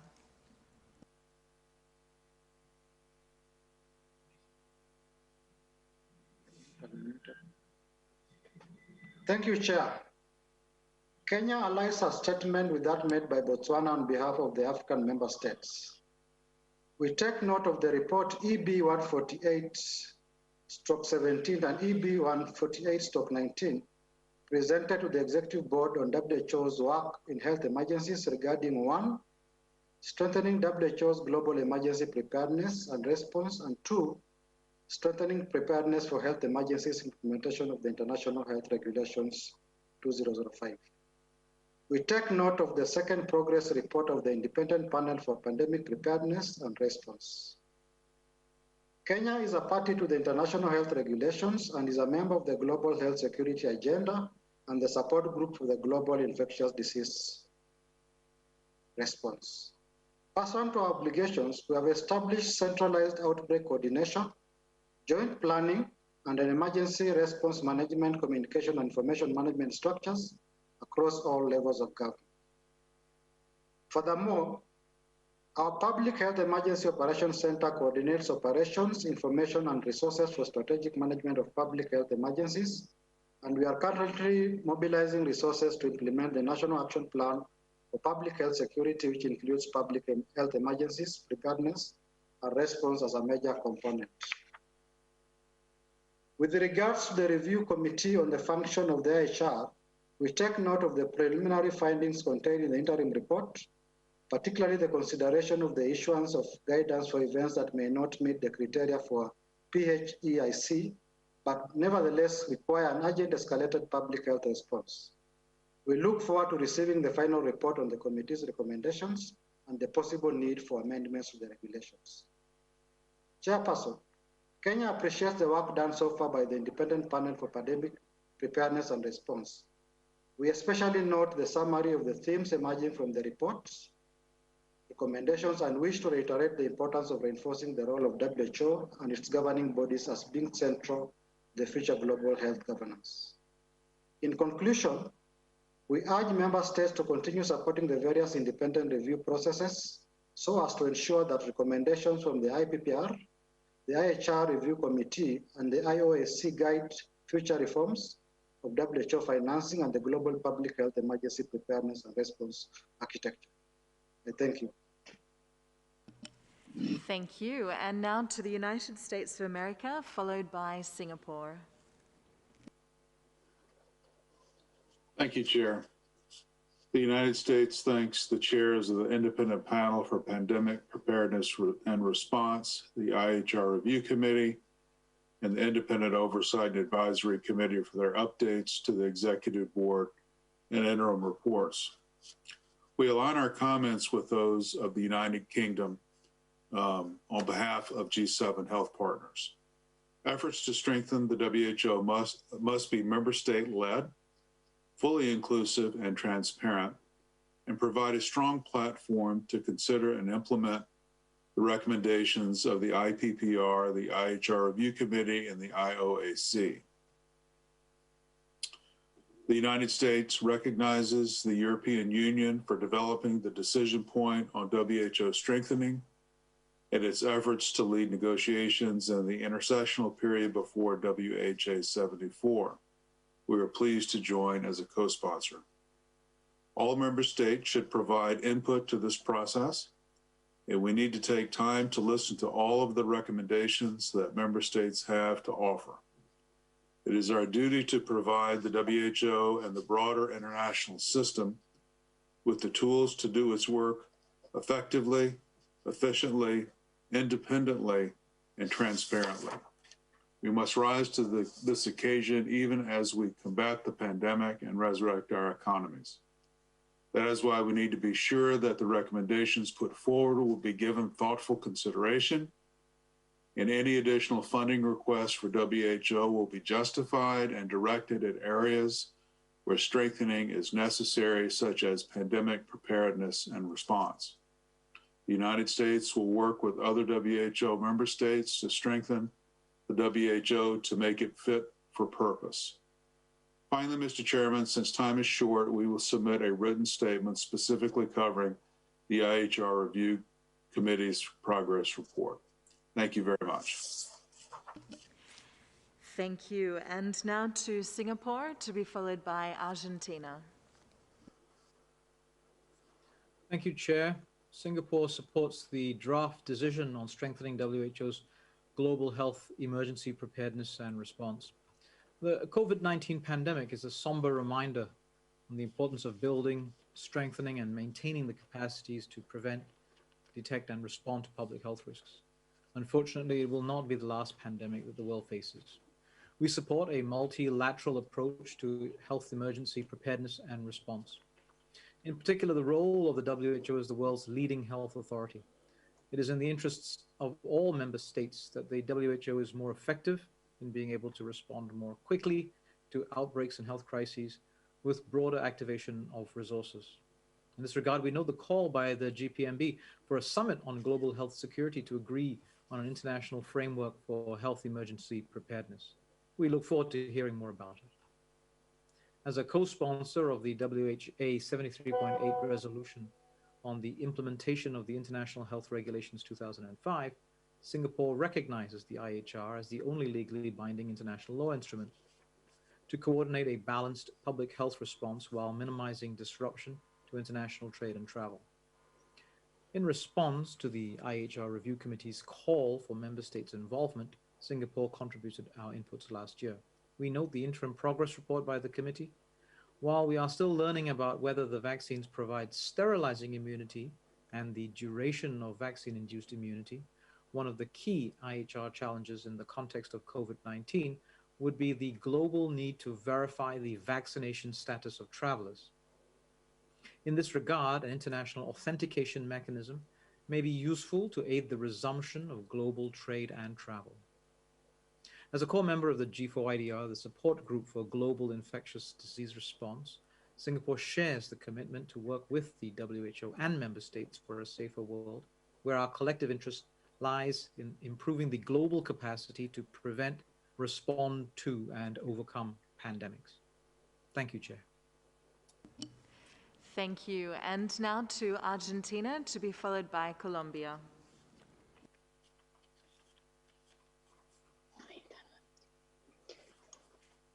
Gracias, señor presidente. Argentina toma nota y agradece los informes. Agradeceríamos que los informes como el presentado por el IPPR se hubieran publicado con anterioridad para poder analizarlos, pero nos comprometemos a estudiar este informe interino y a enviar los comentarios pertinentes.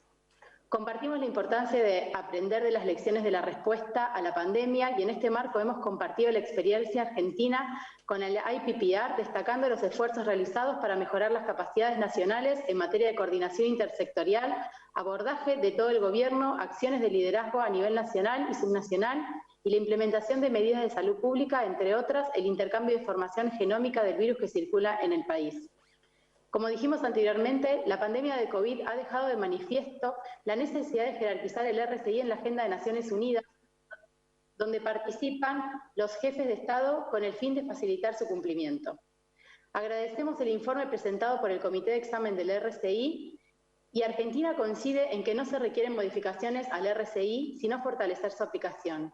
En relación al sistema de alerta gradual, desalentamos cualquier sistema que burocratice el cumplimiento y el seguimiento del RCI, el cual ya es complejo en la actualidad.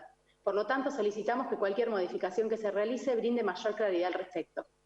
Por otro lado, nos preguntamos si todos los procesos de evaluación y revisión que se están llevando a cabo al interior de la organización no se están superponiendo y solapando esfuerzos entre sí, demandando en su lugar estrategias de superación que contemplen las brechas organizacionales y la disponibilidad de recursos propios del grado de desarrollo de cada país. Finalmente, nos llama la atención la inclusión en las conclusiones del documento 18 de la propuesta del Consejo Europeo sobre la celebración de un tratado que no ha sido circulado ni puesto en conocimiento de los Estados miembros, afectando la posibilidad de análisis y debate. Quedamos a la espera de las próximas recomendaciones durante la Asamblea Mundial de Salud en mayo. Muchas gracias. Thank you. And now to Colombia, to be followed by Australia. Thank you, Chair. Agradecemos al director general por el informe presentado sobre preparación y respuesta frente a emergencias de salud pública y encomiamos el trabajo de la Organización Mundial de la Salud al apoyar a los países durante el periodo que comprende el informe, no solo en materia de la pandemia por COVID-19, también con aquellas emergencias que exigieron una respuesta por parte de la organización durante el último año.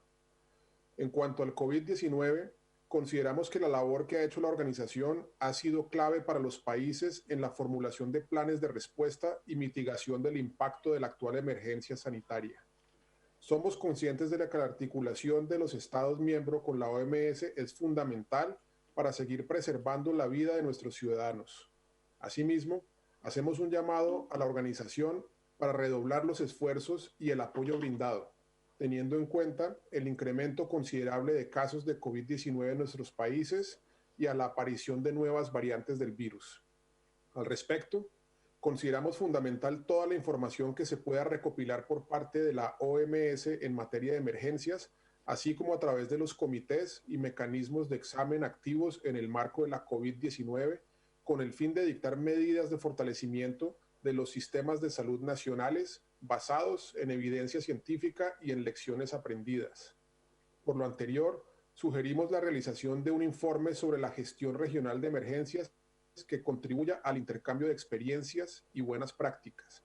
Respecto al informe sobre el fortalecimiento de la preparación y respuesta de la OMS frente a emergencias mundiales, tomamos atenta nota de la necesidad de avanzar colectivamente con todas las herramientas que permitan mejorar la preparación frente a emergencias sanitarias, el intercambio de información en el marco del RSI, el desarrollo homogéneo de las capacidades nacionales, el fortalecimiento de la capacidad de laboratorios y el control preventivo de la escasez de insumos médicos y otras tecnologías de la salud son temas de gran relevancia para Colombia.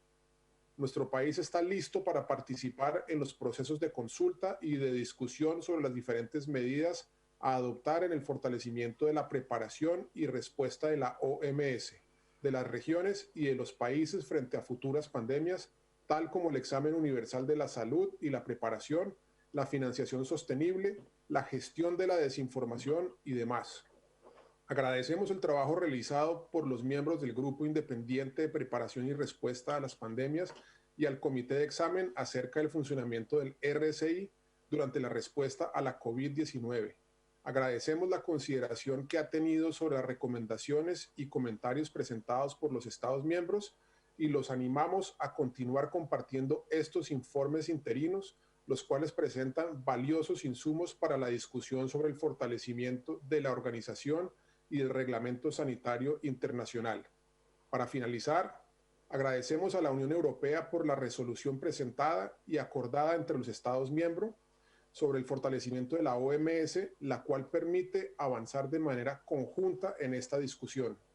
Queremos resaltar que debe primar el espíritu colaborativo, cooperativo y solidario de todos los Estados miembros, avanzar en el fortalecimiento de una estructura mundial de prevención, preparación y respuesta a emergencias sanitarias mundiales. Thank you, Chair. Thank you very much. And now to Australia, to be followed by the United Kingdom. The COVID-19 pandemic has had an unprecedented impact on the world's health systems. Our global architecture for health emergency preparedness has been tested and found wanting. A step change is needed to meet current and future health crises. The independent evaluation of the COVID-19 response and the progress reports from the Independent Panel on Pandemic Preparedness and Response in the IHR Review Committee will guide us in the collective actions we must take. Australia affirms and appreciates this important work. The panel has provided a frank assessment of the world's risk management and preparedness planning for pandemics, noting critical elements of the system are slow, cumbersome, and indecisive. Australia agrees with the panel's observations that the COVID-19 pandemic must be a catalyst for fundamental and systemic change in preparedness. We look forward to detailed recommendations from the panel about how to organise collective global action, as well as country and regional reforms to address these deficiencies. While there may be some quick fixes, reform efforts will require a comprehensive and systemic approach. Our work ahead of the World Health Assembly will need to reflect this. Australia affirms the need for an independent and authoritative WHO and strong WHO operations, particularly in emergency response and at country level. We must take urgent action to reducing risks of zoonotic disease transmission through an enhanced One Health approach. We note the WHO Director General's comment during PBAC about strengthening the One Health concept. A strategic plan fully integrating UNEP into these efforts is needed. We agree with the IHR Review Committee that effective implementation of the IHR requires sustained political will, leadership and prioritisation based on health systems that provide accessible care to all. Australia remains a strong supporter of consistent international health emergency arrangements and an active participant in the IHR monitoring and evaluation framework led by WHO. It's important we work together to ensure the IHR continues to strengthen so as to be fit for purpose for the future. We view global cooperation as the key mechanism for enhancing global health security to prepare for and respond to emerging health threats. We note the preliminary findings to date and remain open and receptive to the need for additional recommendations as the review work continues. The WHO plays a fundamental role in coordinating and supporting the global response to health emergencies. Ultimately, member states must work together to ensure global systems are in place for preparedness, prevention, detection and response to health emergencies, and to strengthen their own national health systems to the greatest extent possible. Despite the broad range of activities WHO has undertaken across a number of health emergencies, the critical need for a more responsive and better resourced WHO remains. We must maintain a sense of urgency and ambition for reform. Australia will continue to actively support and engage in the panel's work. Thank you. Thank you. We are mindful of the time difference for many of our member states, so thank you. And now to the United Kingdom, to be followed by the Russian Federation.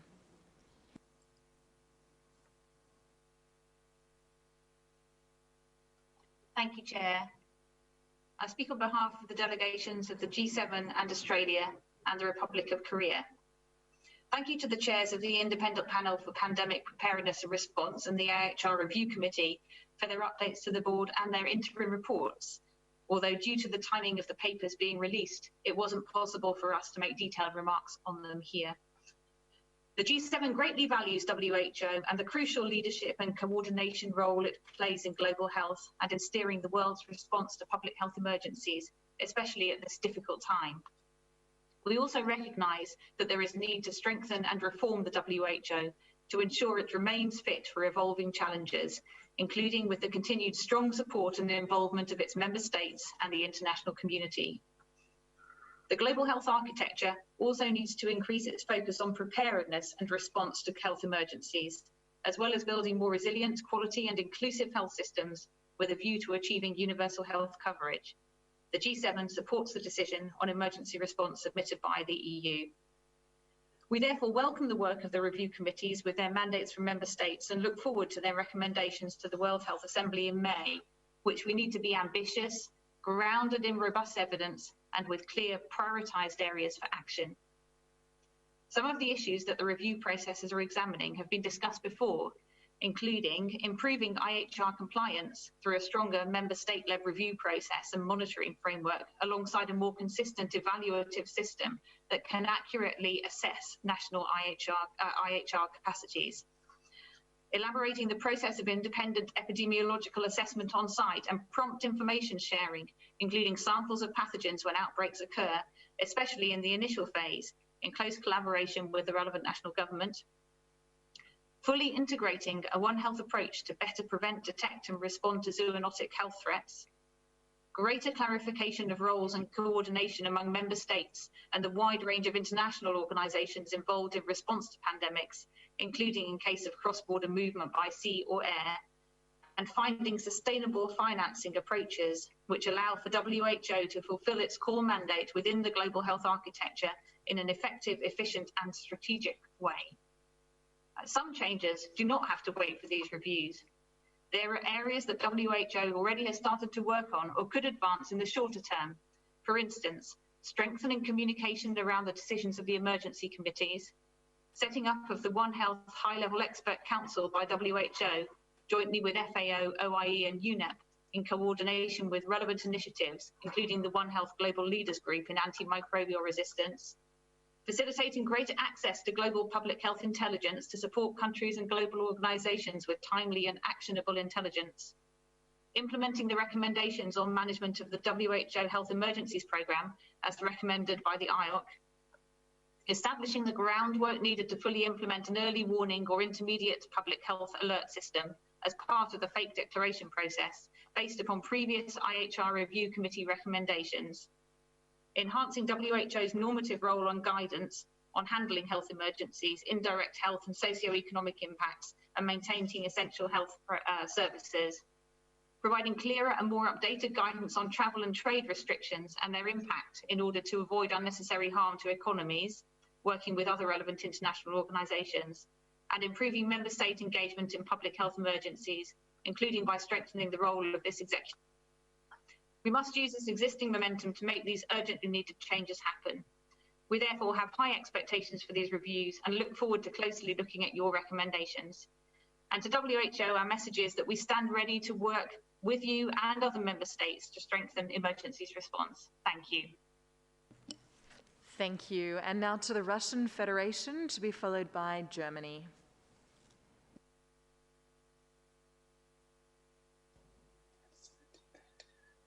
Уважаемый господин председатель, Российская Федерация приветствует проводимую ВОЗ работу по борьбе с чрезвычайными ситуациями в области здравоохранения, в том числе с пандемией новой коронавирусной инфекции. Пандемия стала серьезным испытанием для национальных систем здравоохранения во всех странах, обнажив проблемы готовности к реагированию и на глобальном уровне. Невозможно обеспечить эпидемиологическое благополучие в отдельно взятом государстве. В основе защиты от инфекций коллективный потенциал на региональном и глобальном уровне. Россия поддерживает центральную, координирующую и лидирующую роль ВОЗ в международных усилиях по защите здоровья населения от угроз инфекционных болезней, а также во внедрении международных медико-санитарных правил. Считаем недопустимым создание механизмов, дублирующих функции ВОЗ и подрывающих ее координирующую глобальную роль в сфере борьбы с эпидемией. Не видим необходимости в пересмотре ММСП. Приоритетной задачей является совершенствование механизмов внедрения правил, включая оказание содействия нуждающимся странам в наращивании потенциала по выполнению ММСП, методическую и консультационную поддержку национальных координаторов, совершенствование на основе принципов многосторонности механизмов и регламентов проведения обзоров правил, а также совершенствование работы чрезвычайных комитетов, создаваемых в рамках ММСП. Подчеркиваем важность создания условий для использования ММСП в качестве инструмента развития систем здравоохранения и инструмента защиты здоровья людей. Поэтому считаем недопустимым попытки использовать правила для оказания давления на страны в целях контроля за их потенциалом в области биологической безопасности и борьбы с эпидемией. Необходимо в полной мере уважать суверенитет государств-членов. Выступаем категорически против введения обязательного механизма внешней оценки исполнения ММСП. Это общая позиция стран Евразийского экономического союза. Большое значение для работы по укреплению потенциала ВОЗ в сфере готовности реагирования на чрезвычайные ситуации в области здравоохранения будут иметь рекомендации соответствующих экспертных органов, имеющих мандат от стран-членов, в особенности Комитета по обзору функционирования международных медико-санитарных правил в условиях пандемии COVID. Обратили внимание на положение представленного исполкому доклада комитета, касающиеся обмена информацией между отдельными странами и ВОЗ. В связи с этим отмечаем, что оценки и выводы комитета должны быть объективными и непредвзятыми.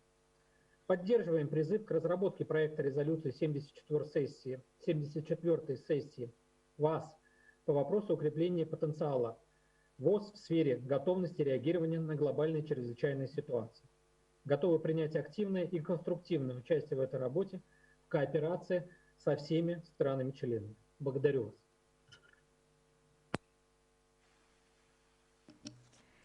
Thank you. And now to Germany, to be followed by Finland. Thank you. Germany aligns itself with the EU statement delivered by Austria and with the G7 health statement delivered by the UK. Germany likes to express its thanks to the IPPR, the IHR Review Committee, the Independent Oversight Advisory Committee, and the Global Preparedness Monitoring Board. We deem your work highly essential to learn from the greatest global health crisis of our time. Two things were true before COVID-19 appeared a year ago, and they remain true even once we will have overcome this pandemic. First, It might not be clear when and how the next global health crisis will strike us, but it is clear that there will be a next one. And second, among others, the international structures to prevent, detect, and respond to such a pandemic have proven to be insufficient to prevent the greatest global crisis of our times. COVID must be understood by all of us as a turning point for global health and global health security. President Sirleaf, you rightly called for a reset. We must be willing to do everything to ensure that this never happens again, and that we are truly prepared for the next global outbreak of such a dimension. This calls for our common responsibility and investment in global health preparedness. To defend the status quo or to only implement the so-called low-hanging fruits cannot be an option. We have to rethink how we are doing business. We have to overcome our common comfort level if we want to be successful. COVID might be the greatest health crisis in recent times, but as others before us have said, there were many others before, like the Ebola crisis in West Africa just 5 years ago. All these health crises also created lessons learned processes which produced recommendations in order to prevent similar crises in the future. Out of these roughly 200 recommendations coming out of these more recent lessons learned processes, only 10 have been implemented, mostly only partly, and mostly the so-called low-hanging fruits. Colleagues, we do not have a lack of recommendations to make the world less vulnerable to global health crisis. We do have a lack of common political will among 194 member states to learn from past mistakes and to implement these recommendations.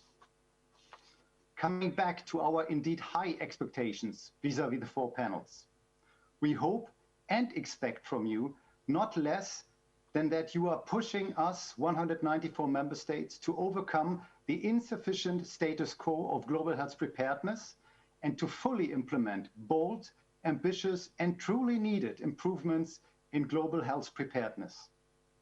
Because the world cannot afford to experience such a global health crisis again in the future. I thank you.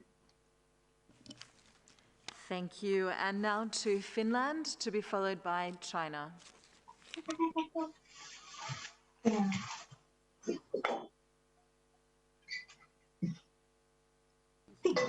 Okay. That's okay, when you're ready. Thank you. Thank you. Okay. Sorry. Chair, Finland aligns herself with the statement made on behalf of the EU and its member states. We thank the Independent Panel for Preparedness and Response, the IHR Review Committee, as well as the Secretariat for their reports, and the IOAC and GPMB chairs for their updates. We appreciate the openness of working methods and regular communication on these important issues. 1 year ago, the 146th Executive Board adopted a resolution on preparedness, which was adopted also by the World Health Assembly in November. The inadequacy of the world's preparedness efforts has become devastatingly clear.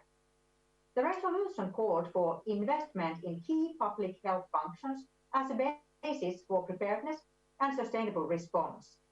Strong and resilient health systems and the continuation of provision of essential health services are critical during the crisis. The importance of gender response approaches and the engagement with communities also become clear. Many of these themes discussed a year ago emerged across the interim reports received for the consideration of the board. We look forward to the IHR Review Committee's assessment of potential changes needed to existing instruments. For example, in relation to public health emergency of international concern and access to pathogens. The pandemic highlights the importance of strengthening cooperation across sectors of society and promoting the health of humans, animals, in the environment. Yesterday, we noted the work planned by the Secretariat in establishing a One Health high-level expert council. One Health collaboration is a long-standing practice in Finland. The IHR monitoring and evaluation framework has helped countries to gain an understanding of the level of their IHR core capacities and to exercise their functioning, as well as to strengthen multi-sectoral ownership. The joint external evaluations have promoted open sharing of information about preparedness among peers in a constructive way. The lessons learned so far can provide valuable basis for further improvement of the IHR monitoring and evaluation, in particular as the functionality of the preparedness arrangements.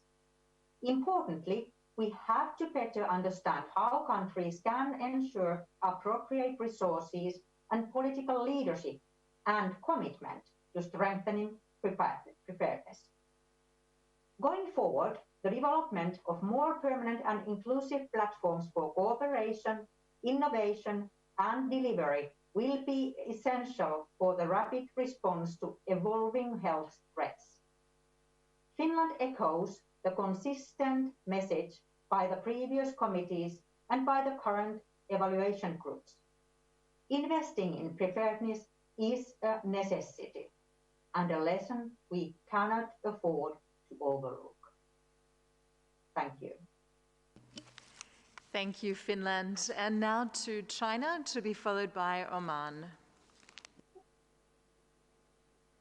主席先生，中方感谢瑟利副总统和克拉克总理牵头的独立小组、IHR 审查委员会以及独立咨询委员会的工作。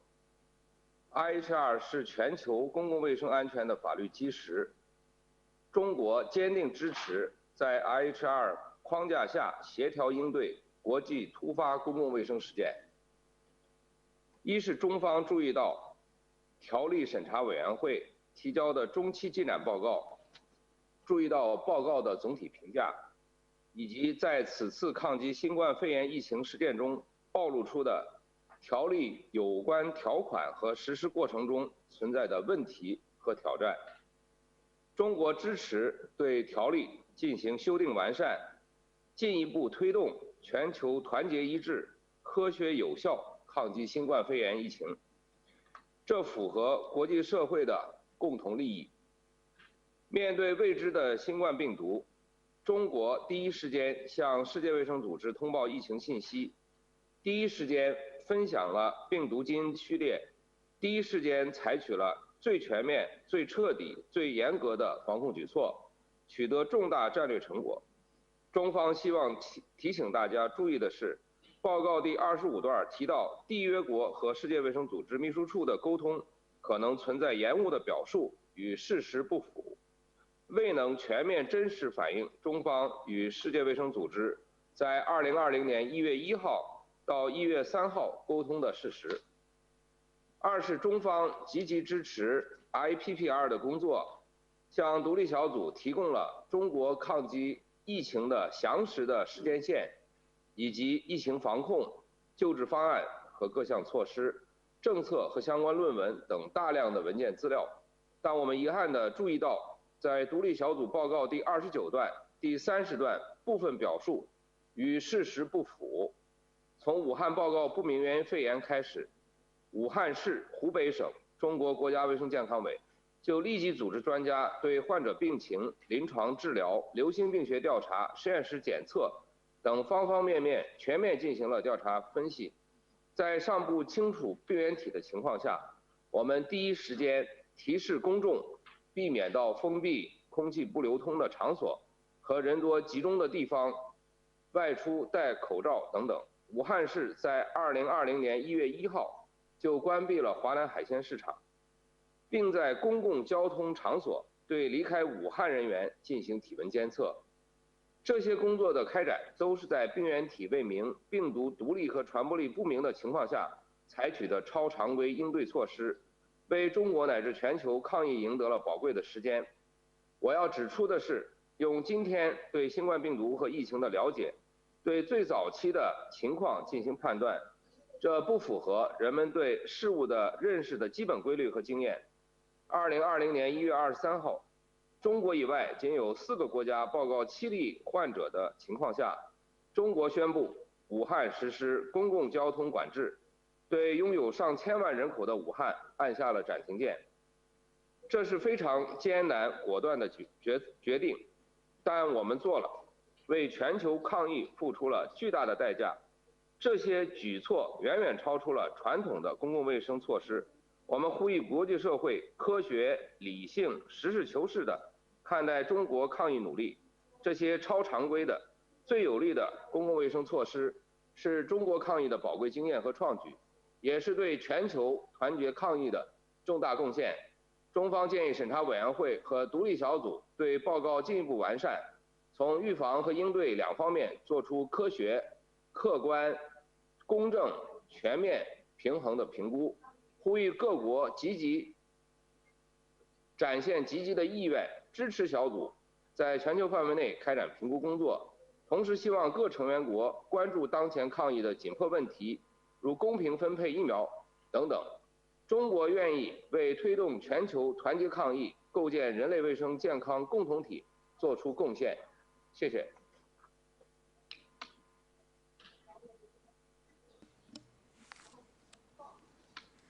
Thank you. And now to Oman, to be followed by Austria.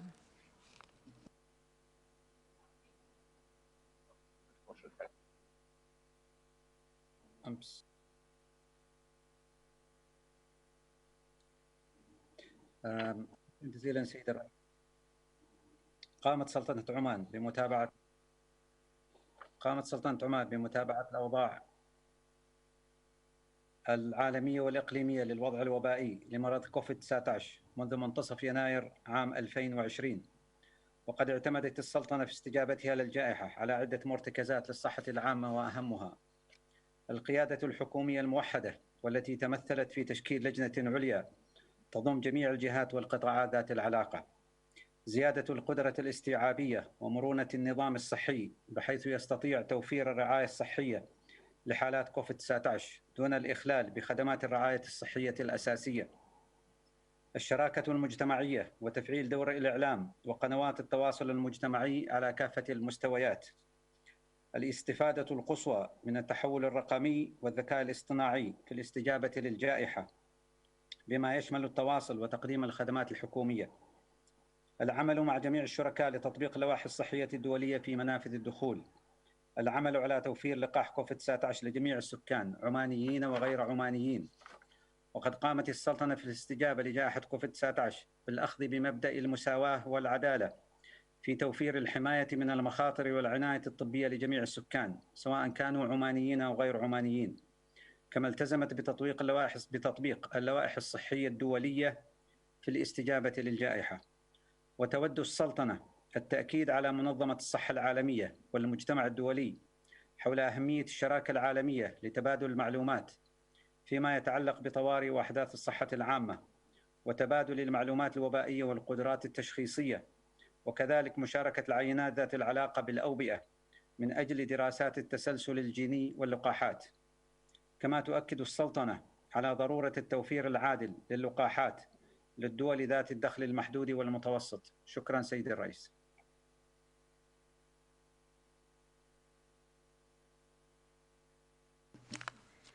Thank you very much. And now to Austria, to be followed by the United Kingdom, who will be making national statements. As we understand, the earlier statements were joint regional groupings. Thank you. And Austria, you have the floor. Thank you. Austria aligns itself with the statement on behalf of the EU and its member states. We commend the excellent work of the 3 review committees and welcome the report on WHO's work in health emergencies. There are already so many points made to be picked up for next reform steps. We are looking forward supporting these proposed measures. Early risk communication and information sharing on public health events and international spread is fundamental for effective preparedness and response measures on a national level. Considering the speed and impact of social media, effective and timely communication between the WHO and the member states becomes even more important.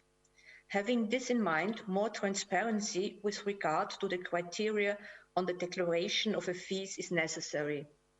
Clear criteria would allow consistency in the decisions of the Emergency Committee and could enhance the support and understanding of the decisions from the member states. The criteria and underlying evidence for a fees should be made available to the member states in a timely and transparent way. We welcome the discussions on a possible intermediate level of alert, but clear criteria on its introduction should be explored in more detail. An intermediate level of alert as an initial warning signal could speed up communication and allow early action for strengthened preparedness and rapid response in accordance with raising awareness on national level. The consequences of declaring an intermediate level of alert should be part of further discussions. Thank you. Thank you. And now to the United Kingdom. Thank you. Further to our remarks on behalf of the G7, we have some additional comments to make on the papers in our national capacity. Firstly, we thank the review teams and chairs for their pragmatic and helpful observations. We're pleased to see reflections on updating the early warning system to become more nuanced and modernised, the transparency of the Emergency Committee, and on the Universal Health and Preparedness Review pilots. We agree that the role of the IHR national focal point should be strengthened, and with a focus on enhancing the existing IHR framework. The UK remains committed to supporting countries to achieve full compliance with the regulations, and more broadly, we encourage the review chairs to work closely with the regional committees and officers who have important insights to share also. The field mission of the international experts to Wuhan is an important part of the investigation into the origins of the SARS-CoV-2 virus. The investigation must be open, robust, and scientifically rigorous to ensure that lessons are learned for future pandemics. We look forward to hearing further updates as the work progresses. Finally, we emphasise WHO continuing efforts to strengthen the operational and administrative resilience of the overall health emergencies programme, not only for pandemics, but as WHO continues to respond and to lead in several other complex emergencies. This includes fully implementing the full breadth of IOC's recommendations over recent years, ensuring strong leadership in the most complex contexts, further developing recruitment and administrative capacity, and ensuring conflict sensitivity and a relentless focus on safeguarding staff and communities. Thank you. Thank you. And now to the last two statements by members of the Executive Board, the Republic of Korea and followed by Chile. Thank you. Thank you, Chair. We would like to express our gratitude to the IPPR, the IHL Review Committee, and the IOAC, who made dedicated effort since launch to conducting reviews based on scientific evidence and objectivity with their mandates from the member states. We anticipate that the final recommendations of each committee will become a clear guideline for the actions that member states should take in the short to long term. Moreover, the Republic of Korea will continuously offer our full support to ensure there are no setbacks to the three committees' work. An early detection of a possible PHEIC event and notification to WHO must be promoted by member states. To this end, surveillance required by the IHL, particularly the establishment of evidence-based surveillance system and the strengthening of diagnosis capacity, as well as the function of the national IHL focal point, is very important. Notably, the current information asymmetry we are witnessing between member states with regards to the function of the national IHL focal point should be improved. based on the recommendations of the IHL Review Committee in the future. In January 2020, the Republic of Korea notified the WHO when an imported case of COVID-19 was confirmed through the early detection and diagnosis. To date, we have been detecting COVID-19 cases at an early stage through large-scale tests and reduce transmission as much as possible through constant tracing. In addition, we have been continuously sharing information on the current status with UPRO and our experiences with the international community. Our current discussion on the improvement of IHL will serve as a stepping stone for WHO's effective and proactive response to future global infectious disease based on the lessons we learned from COVID-19 pandemic. In this respect, the Republic of Korea would like to extend our sincere appreciation to the G4IDR core group for their past commitment to discussions. We would like to express our support for the G4IDR joint statement and ask the member states for their keen interest. Finally, the Republic of Korea conveys our support for the G7 joint statement on the activities and role of IPPR, IHL Review Committee, and IOAC. And we will continuously engage in discussions with the Secretariat and the member states on matters requiring longer-term reforms, including a full integration of One Health approach and sustainable financing. Thank you. Chile agradece el informe del director general, así como el trabajo de la Secretaría para efectuar esta sesión del Consejo en modalidad completamente virtual. La pandemia del COVID-19 ha modificado formas de trabajo y más aún, modificado nuestras vidas y nuestra convivencia. En este cuadro valoramos la capacidad de adaptación de la Organización Mundial de la Salud para responder a los desafíos que han surgido y renovamos también nuestro compromiso de contribuir al esfuerzo global para enfrentarla, así como también de trabajar globalmente para, comillas, garantizar una vida sana y promover el bienestar para todos en todas las edades. En estos tiempos, la labor de la OMS renueva su valor. El mundo entero ha integrado vocablos propios de la epidemiología y observa atento el avance en el desarrollo de las vacunas. La Organización Mundial de la Salud y sus Estados miembros deben persistir en el espíritu y dirección propuestos por el acelerador de acceso a las herramientas contra el COVID-19 y particularmente por el mayor acceso a vacunas a través de la iniciativa COVAX. Saludamos igualmente el trabajo desarrollado por la OMS en cumplimiento de la resolución COVID-19 adoptada por la Asamblea Mundial de la Salud número 73 y particularmente el proceso de evaluación de respuesta de OMS al COVID-19. Nuestro país, Chile, tiene esperanzas en que este proceso fortalezca a la Organización Mundial de la Salud, entregue lecciones orientadoras concretas para que en el futuro la respuesta de los países y la respuesta de la OMS sean aún más rápidas y eficaces. Chile llega al fin de su participación en el Consejo Ejecutivo, periodo en el cual ha intentado materializar su compromiso con el multilateralismo. En este sentido, las propuestas de mejora a los instrumentos de respuesta a pandemia que nuestro país entregó al director general fueron el fruto de un trabajo colectivo y agradecemos el apoyo y el interés de los países de la región para contribuir en este esfuerzo. Finalmente, durante su participación en el Consejo, Chile ha desarrollado un esfuerzo por promover la temática de envejecimiento saludable, poniendo el acento en el carácter multidisciplinario del logro de este, que ha sido liderado en Chile por nuestra primera dama.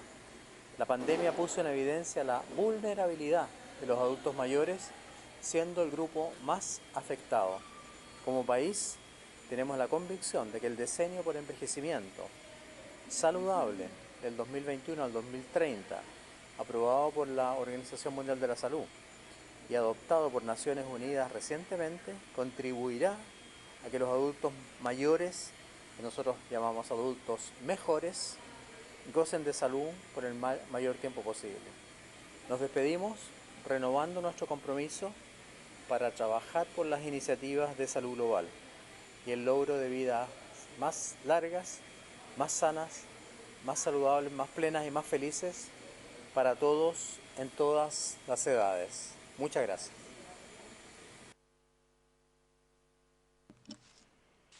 Thank you very much. We shall now move to statements by those member states not represented on the board.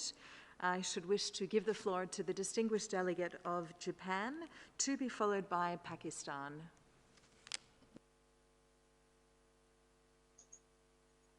Thank you, Chair. We appreciate IHL Review Committee, IOSC, IPPL, and GPMB to report their findings. Japan co-sponsors the decision proposed by EU at the EB 148, WHO's work in health emergencies, strengthening WHO's global emergency preparedness and response. Especially regarding IHL, some questions about the current regulations and the operations of them were raised. Bearing these in mind, to prepare better for the next pandemic, in line with promoting universal health coverage, I have 3 points to raise.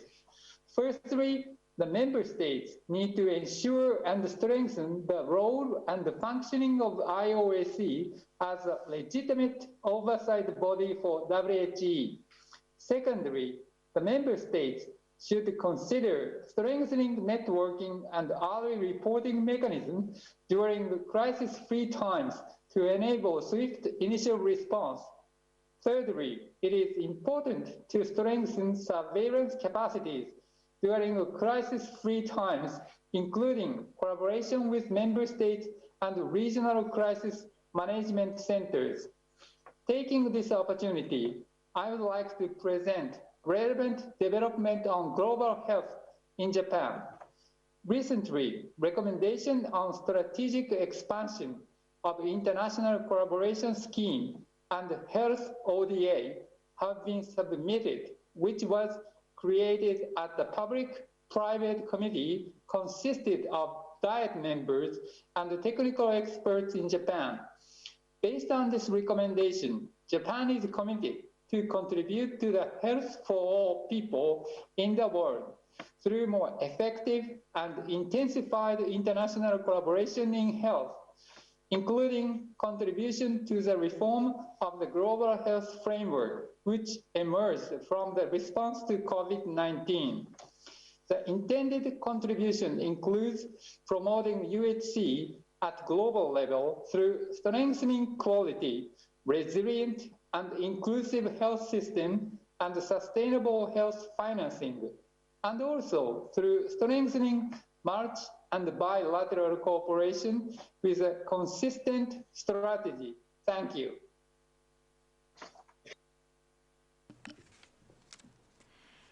Thank you. And now to Pakistan, to be followed by Zambia. Thank you, Madam Moderator, Mr. Chairman, and honorable delegates. Pakistan has noted the interim report of the IHR Review Committee and appreciates the efforts of the WHO and its relevant committees in this regard. The COVID-19 pandemic has revealed systemic gaps and vulnerabilities in health systems globally vis-a-vis pandemic preparedness and response. It has also shown that how quickly any new virus can sweep away the decades of hard-won social and economic gains. The interim report of the IHR Review Committee also identifies important pointers related to states' capacities, early warning, and methodology of determining a public health emergency of international concern. Review committee must focus on minimizing all factors that can cause delays, as pointed out earlier by the Chinese delegation. Pakistan sees COVID as an opportunity for the world to translate this pandemic as a catalyst for a lasting and systemic change in preparedness for better responding to future incidents. There is indeed a renewed realization that more decisive and effective steps may be taken for developing IHR core capacities. Mr. Chair, the existing level of collaboration and assistance needs to be scaled up and aligned with the national efforts meaningfully for all countries to develop strong, resilient, and integrated health systems. We believe that any discourse on IHR must embed the focus on technical